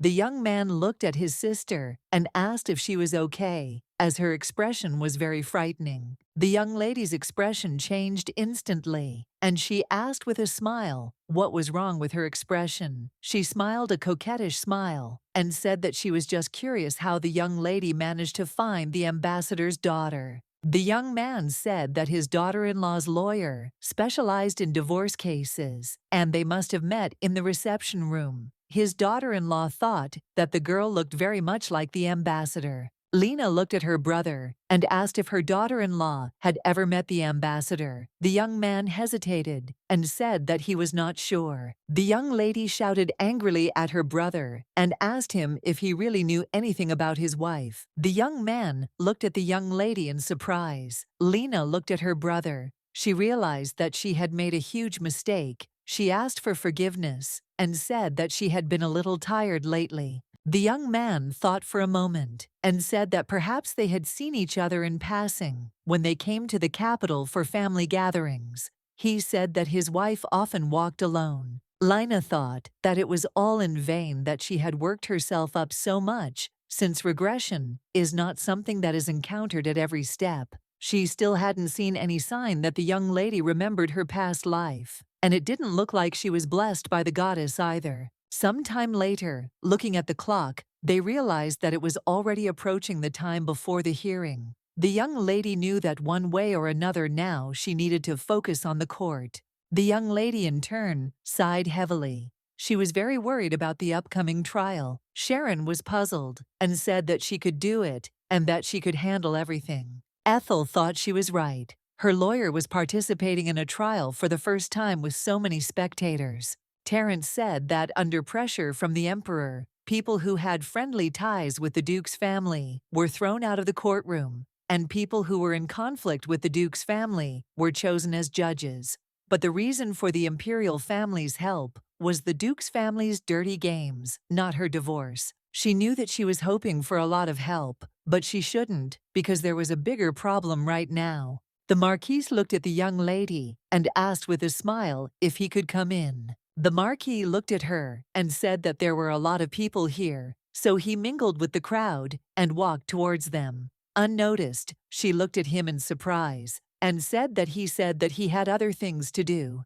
The Marquis smiled and said that he had already finished everything he said, that he had tried to sort everything out as quickly as possible in order to listen to this trial. The young lady looked at him in surprise and asked if he was on the jury. The Marquis smiled and said that there were attacks since he had previously applied, and it had been approved. He smiled and said that he must have been lucky. She smiled and asked in surprise if he had really been lucky. The Marquis smiled and said that he would like to give her a gift. The young lady was surprised to see the chocolate. She said she heard it was hard to get. He looked at her and asked if she wasn't going to put up a fierce fight. He said he hoped the gift would give her strength. The young lady looked at her colleagues and told them to all quickly eat one. They looked at her in surprise and asked if they could really eat something so valuable. The Marquis smiled and said that of course they could do that. A moment later, he presented them with several more boxes of the delicious delicacy.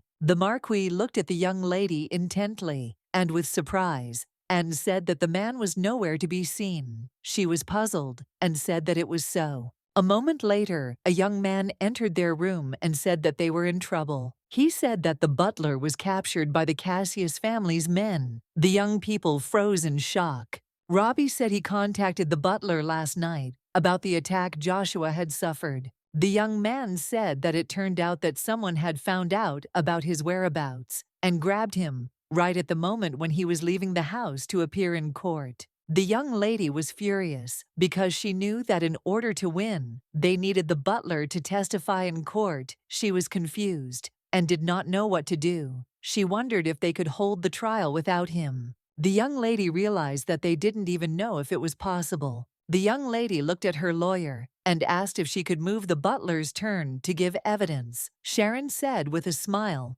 that of course she could do that, and it would not be difficult. The young lady looked at Laura and asked if she could stretch out her testimony as long as possible. Laura smiled and said she would do anything. The Marquis looked at the young lady and said with a smile that he would find the master butler. Ethel was surprised, as she did not expect to hear such a thing from the Marquis.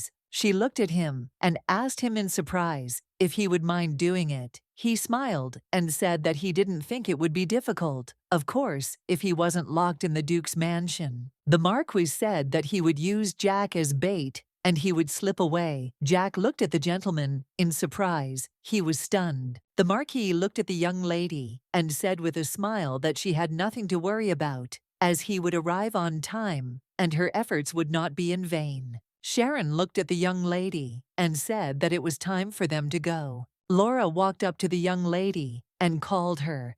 Ethel looked at her and smiled and said that everything would be fine and she had nothing to worry about. She looked at everyone and said with a smile that it was time for them to go to court. She knew that she could trust the rescue of her butler to her Marquis.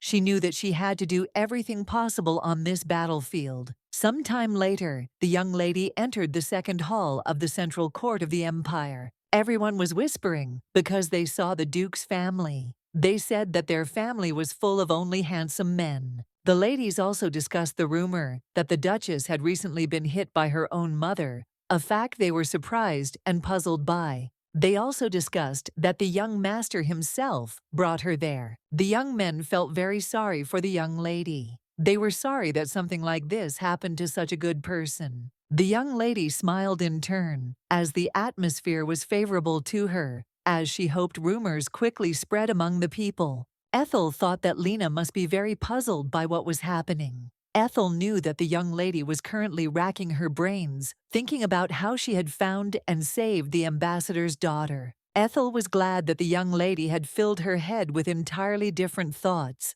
as she would now worry less about her beloved brother's divorce. A moment later, the judges began the divorce trial and asked the plaintiff to read the charges. Sharon addressed the honorable judges. She said that the plaintiff and the defendant had entered into marriage 2 years ago. According to the imperial calendar, in the presence of their chief goddess, they had vowed to do their best for each other. She said that, however, the defendant ignored the plaintiff's desire to be together, avoided attempts to continue a normal family life under the pretext of employment, and also neglected the situation where the plaintiff was being treated unfairly at home, although he knew about it. She said that, in addition, he consistently used false excuses to express his sincere remorse and often engaged in threatening behavior, such as inquiring about the plaintiff's background and stalking the plaintiff, causing him to feel anxious. She said that based on this, the plaintiff demands a divorce. She said that, however, the plaintiff was ready to make concessions, demanding only a quick divorce without any compensation or division of property. At him in surprise, the plaintiff, and asked if it was true. The young lady looked at the judge with a hard look and said that it was all true and that she was only interested in the divorce itself. Some might think that she was filing for divorce in order to take the Duke's property for herself, but sadly, for the sake of a greater goal, one has to give up small things. After all, compared to the money that will come from the abandoned mine, the compensation is a pittance. The Cassius's general counsel, Farrell, told the court that the defendant was being treated unfairly. Whether the defendant, as the plaintiff claimed, was either a misunderstanding arising from a difference in perception or an unavoidable situation arising from unavoidable circumstances. He said that almost immediately after the wedding, the defendant took over the management of the family territory on behalf of his father, despite the fact that he was so busy that he could not even eat on time due to his heavy workload. The accused tried to keep his family together. He gave his wife a large sum of money as pocket money and gave her expensive things as gifts. He also supported his wife's family members who were experiencing financial difficulties. The lawyer said it was true that the couple did not have enough time to spend together, and he asked to understand, as a busy man like himself, that work took up too much of his time. The lawyer said that unfortunately, the plaintiff had made unreasonable demands for unconditional time, without taking into account the defendant's circumstances, and had repeatedly ignored his family and staff. The young lady, in turn, was shocked by this statement. She did not understand when she did something like that. The lawyer said that the plaintiff also made harsh insults towards the defendant's family only because the defendant momentarily forgot about their wedding anniversary. The lawyer said that even so, the defendant had always been on his wife's side and still loved her. Lena watched everything that was happening with a grin. The lawyer, looking at the court, said that his client could not accept the divorce under any circumstances. The young gentleman said that no matter how busy he was, he should not have left his wife alone. He said that in the future, he promised to devote more time to her. He looked at his wife and said that he was asking her to call off the divorce. The young lady was shocked. She wondered if he had studied acting from his sister. The young ladies whispered that the young man really loved his wife. The young lady looked at him intently and said that it was all funny cheese on his part. She asked if he was saying that he loved her while making a show of himself as a victim. She looked at him and said that even if he really loved her, she would still divorce him. The young man was taken aback, as he did not expect to hear such a thing. He couldn't say that he didn't want a divorce because of her minds, and because he was afraid of breaking the alliance with her family. So now he's trying to turn the situation around and make her guilty. She was furious that he was now saying that he loved her. The young lady wondered what he was even thinking. The judge looked at everyone present and said that the main issue in this case seemed to be whether the defendant's actions were grounds for divorce in court. The judge said that if they had any evidence, they needed to present it and speak out. Sharon said that as a witness, she would like to call Laura, a maid who worked in the castle. The lawyer said he objected because Laura was a maid brought by the plaintiff from his parents' home, and there was a high probability that her testimony would be prejudiced. Sharon said Laura was a maid the family hired just a month before the wedding, and besides, her salary was paid by the Duke, and at present, she has no significant connection with the Valley's family. The lawyer said that the maid had recently been fired from her job at the ducal castle and had reasons to be biased. Sharon said that this was speculation, since the head maid who fired her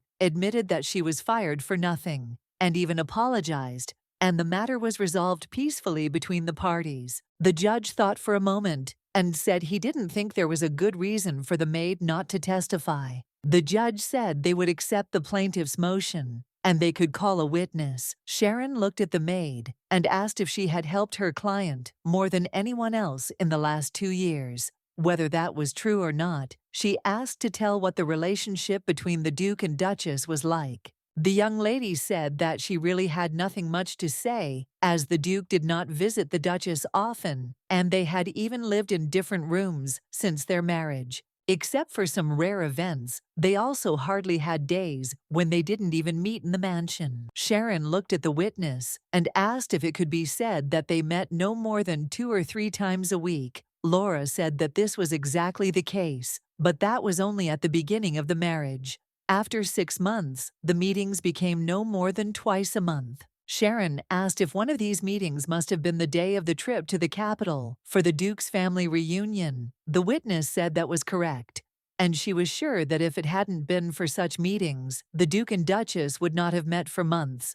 The lawyer said that he objected because there are cases where couples of days can meet frequently due to special circumstances. The court looked at the lawyer and told him to refrain from talking during the interrogation, except in cases of important refutation. Sharon looked at Laurel and said that she had said earlier that at the beginning of their marriage, they met 2 or 3 times a week. She asked if their relationship was better then compared to now. Laura said that this was not the case at all. Even then, their relationship was cold. So the young lady tried her best to get closer to the Duke, but he in turn always found a reason to refuse her. Laura said that she once saw a young lady crying while standing in front of the young Duke's office. The young lady in turn knew that she had actually just yawned, and now her pride was very hurt by the fact that she was considered a person who was obsessed with her husband. But she knew that she could not do anything about it. Sharon looked at the witness and asked if she thought the Duke was really busy. Laura said that of course he didn't look particularly free, but she couldn't tell that he was that busy. Laura said that even when he was just relaxing in his room, he never called his wife, and when she came to him and invited him for tea, he immediately went out for a walk. Laura said she had nothing more to say. Everyone present was in shock. They did not understand why he married the young lady at all. Ethel glanced sideways at Lena. She knew that since the young master's image was good, the influence was also great. The lawyer said they would also like to ask some questions of their witness. The lawyer said that Laura said that the young Duke had gone out for a walk when the lady invited him to tea. He asked when it had happened. Laura said that considering that it was spring, it had happened about this time last year. The lawyer said it looked like it was late spring. He said that if you think about it, late in the spring, there is a festival on the family's property, in part of little Leanna's birthday. The lawyer looked at the witness in surprise and asked if she remembered that festival last year. Laura said with surprise that she remembered it. Sharon said she objected because the issue had absolutely no bearing on the trial. The lawyer said it did. The court told them to calm down and listen to the defendant's arguments. Leanna's birthday last year, Laura said that she remembered. The lawyer said that they say that the Duke feeds his staff different special dishes at every festival. She said that was true. He looked at her and asked what the special dish was that day. Ethel was shocked because she knew the festival was held twice a month, and she wondered how anyone could remember anything specific. Laura hesitated, as if she didn't know what to answer. Sharon asked angrily what festival food had to do with the meeting. The lawyer said it might not seem directly relevant, but he asked the question to show how imprecise human memory is. Sharon looked at him furiously and asked if he really thought their witness's testimony was inaccurate. He said that there was a possibility, so they just had to keep that in mind. Plus, the events happened around the same time. The witness does not remember this. Sharon said that this was not an argument, since the work of the servants was different every time, because the official festivals of the Duke's family were held more than 40 times a year. Everyone present was surprised by such a figure. The lawyer grinned and said that she was right, and the work was indeed different, but that also meant that mistakes could be made if one only listened to the words of the witness who was a maid. The lawyer said that the fact that the young Duke had a lot of free time was ultimately just a subjective judgment of the witness. Laura was in shock. She screamed that it was not a lie. The lawyer asked if the testimony was true, that the young Duke had rejected his wife's request, even when he had free time. Lena enjoyed the performance. The lawyer asked whether the maid who was the mistress's personal maid could have been fully aware of the young Duke's affairs. The young lady watched the lawyer closely. She knew that he was not so simple, since with a few words he had created doubts in the testimony of her maid. But even if that was the case, they still have something to say about her husband's busy schedule. Sharon addressed the court and told them to pay attention to the schedule of regular reports. She provided a report about business trips once a month for about a week. The judge thought for a moment and said that the schedule was indeed tight, but the details were vague. The lawyer said the business trip was an important opportunity to report to the Duke on the state of his territory. Sharon said that even a direct train would take him from Ashton to the capital in 4 days. She asked if he really wanted to say that he had no time for his wife, but was constantly traveling. Sharon said that this was the evidence they had prepared to get an accurate answer from the defendant. Sharon said that the young master had attended the Count's banquet with the princess, and a month earlier had gone on a long family trip with his father, sister, and brother. She said that the young Duke must have always been busy. She said that in order to find time to spend with her family in the capital and to do her work, she had to do it while on the estate. Sharon looked at the defendant and asked if he acknowledged this fact. The lawyer looked at the judge and said he acknowledged that the defendant had a special family relationship. The lawyer said that this is not a reason for divorce between the defendant and the plaintiff. He said the defendant and his family had repeatedly asked the plaintiff to join them. The lawyer said that although it was the plaintiff who rejected their requests, the young lady was shocked by this statement. The lawyer said that it could be said that both partners were equally guilty in their different relationships. Sharon, in her fury, asked if he really meant to say that it was the plaintiff's fault. She asked if it made sense to see her relatives so often from the very beginning of their marriage. The judges whispered among themselves because this case was really not so simple. The lawyer said that the young Duke did not know how to treat his wife. He asked if it was possible to become a good husband simply by marrying someone. The lawyer said that the gentleman had no experience of communicating with the opposite sex before the wedding. The lawyer said that this was why he tried to avoid his wife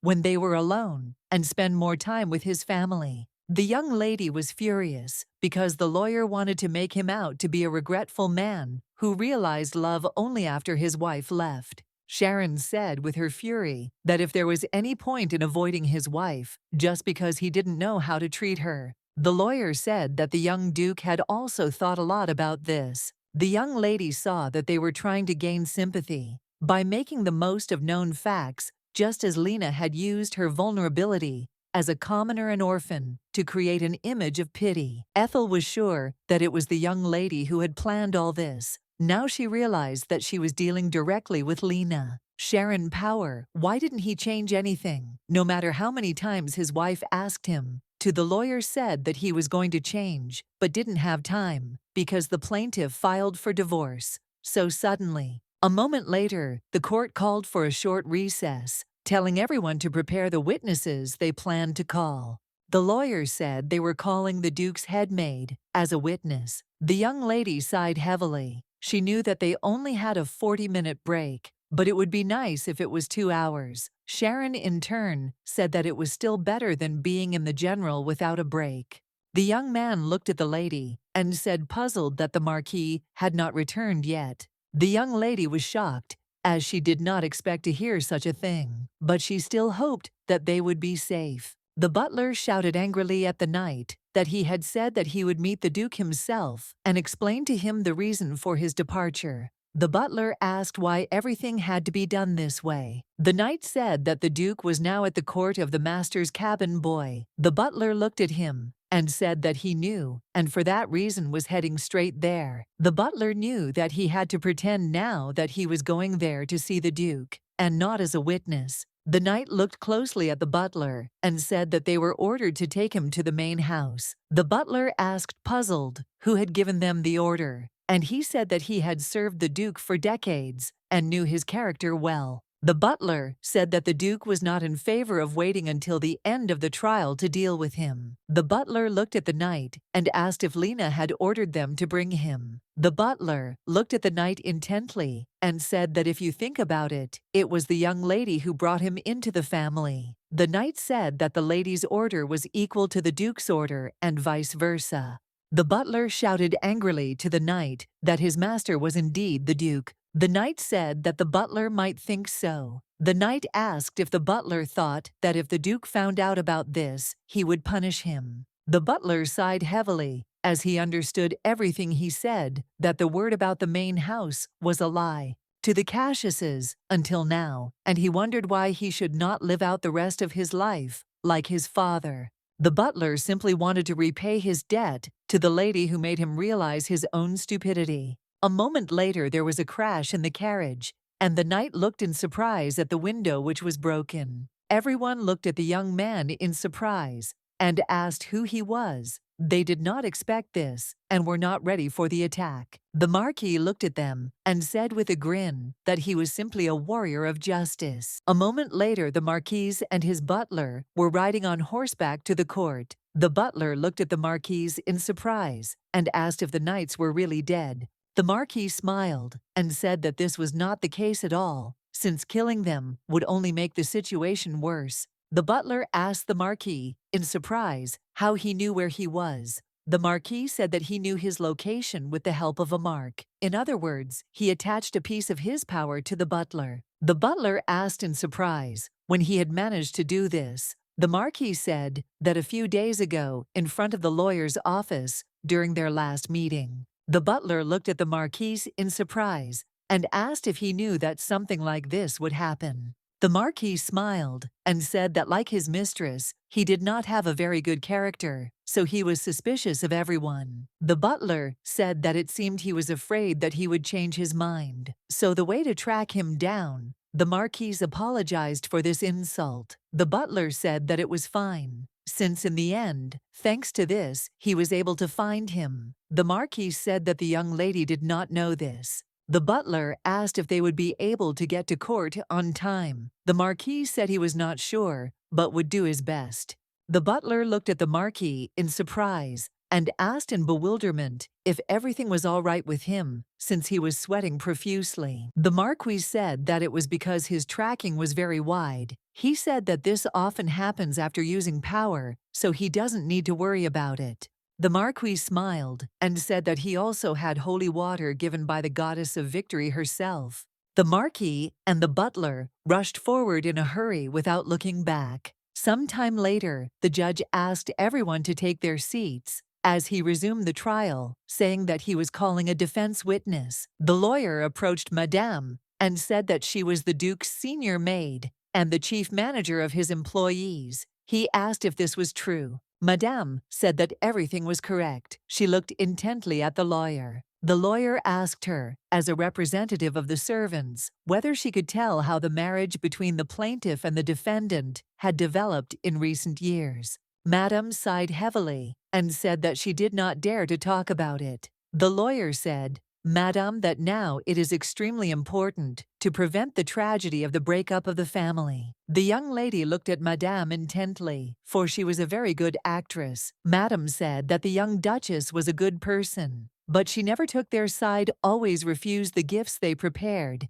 and did not attend the banquets they gave. Madame said that perhaps they were too modest for her. Ethel knew that on the one hand, Madame was not lying, but she was not telling the whole truth either. They gave her gifts, but were they portraits of Lena? And the banquets in turn took place in Lena's fan cafe. The servants praised Lena. Madame said that it was true that the young duke was passive, so they always felt sorry for him. The lawyer looked at her in surprise, asked why Madame said that once he called her personally and asked her to take care of the young lady. Ethel found it funny hearing how Madame romanticized the story, how he just dumped all his work on her. Madame said that the young duke always spent his time immersed in work, while the Duchess in turn usually sat in her room, although sometimes she went to book clubs or shopping. Everyone was whispering that the young duke worked a lot, and his wife did nothing but go shopping. The young lady in turn thanked the maid for saying exactly what she needed. Sharon looked at Madame and said that she had mentioned the plaintiff's lifestyle.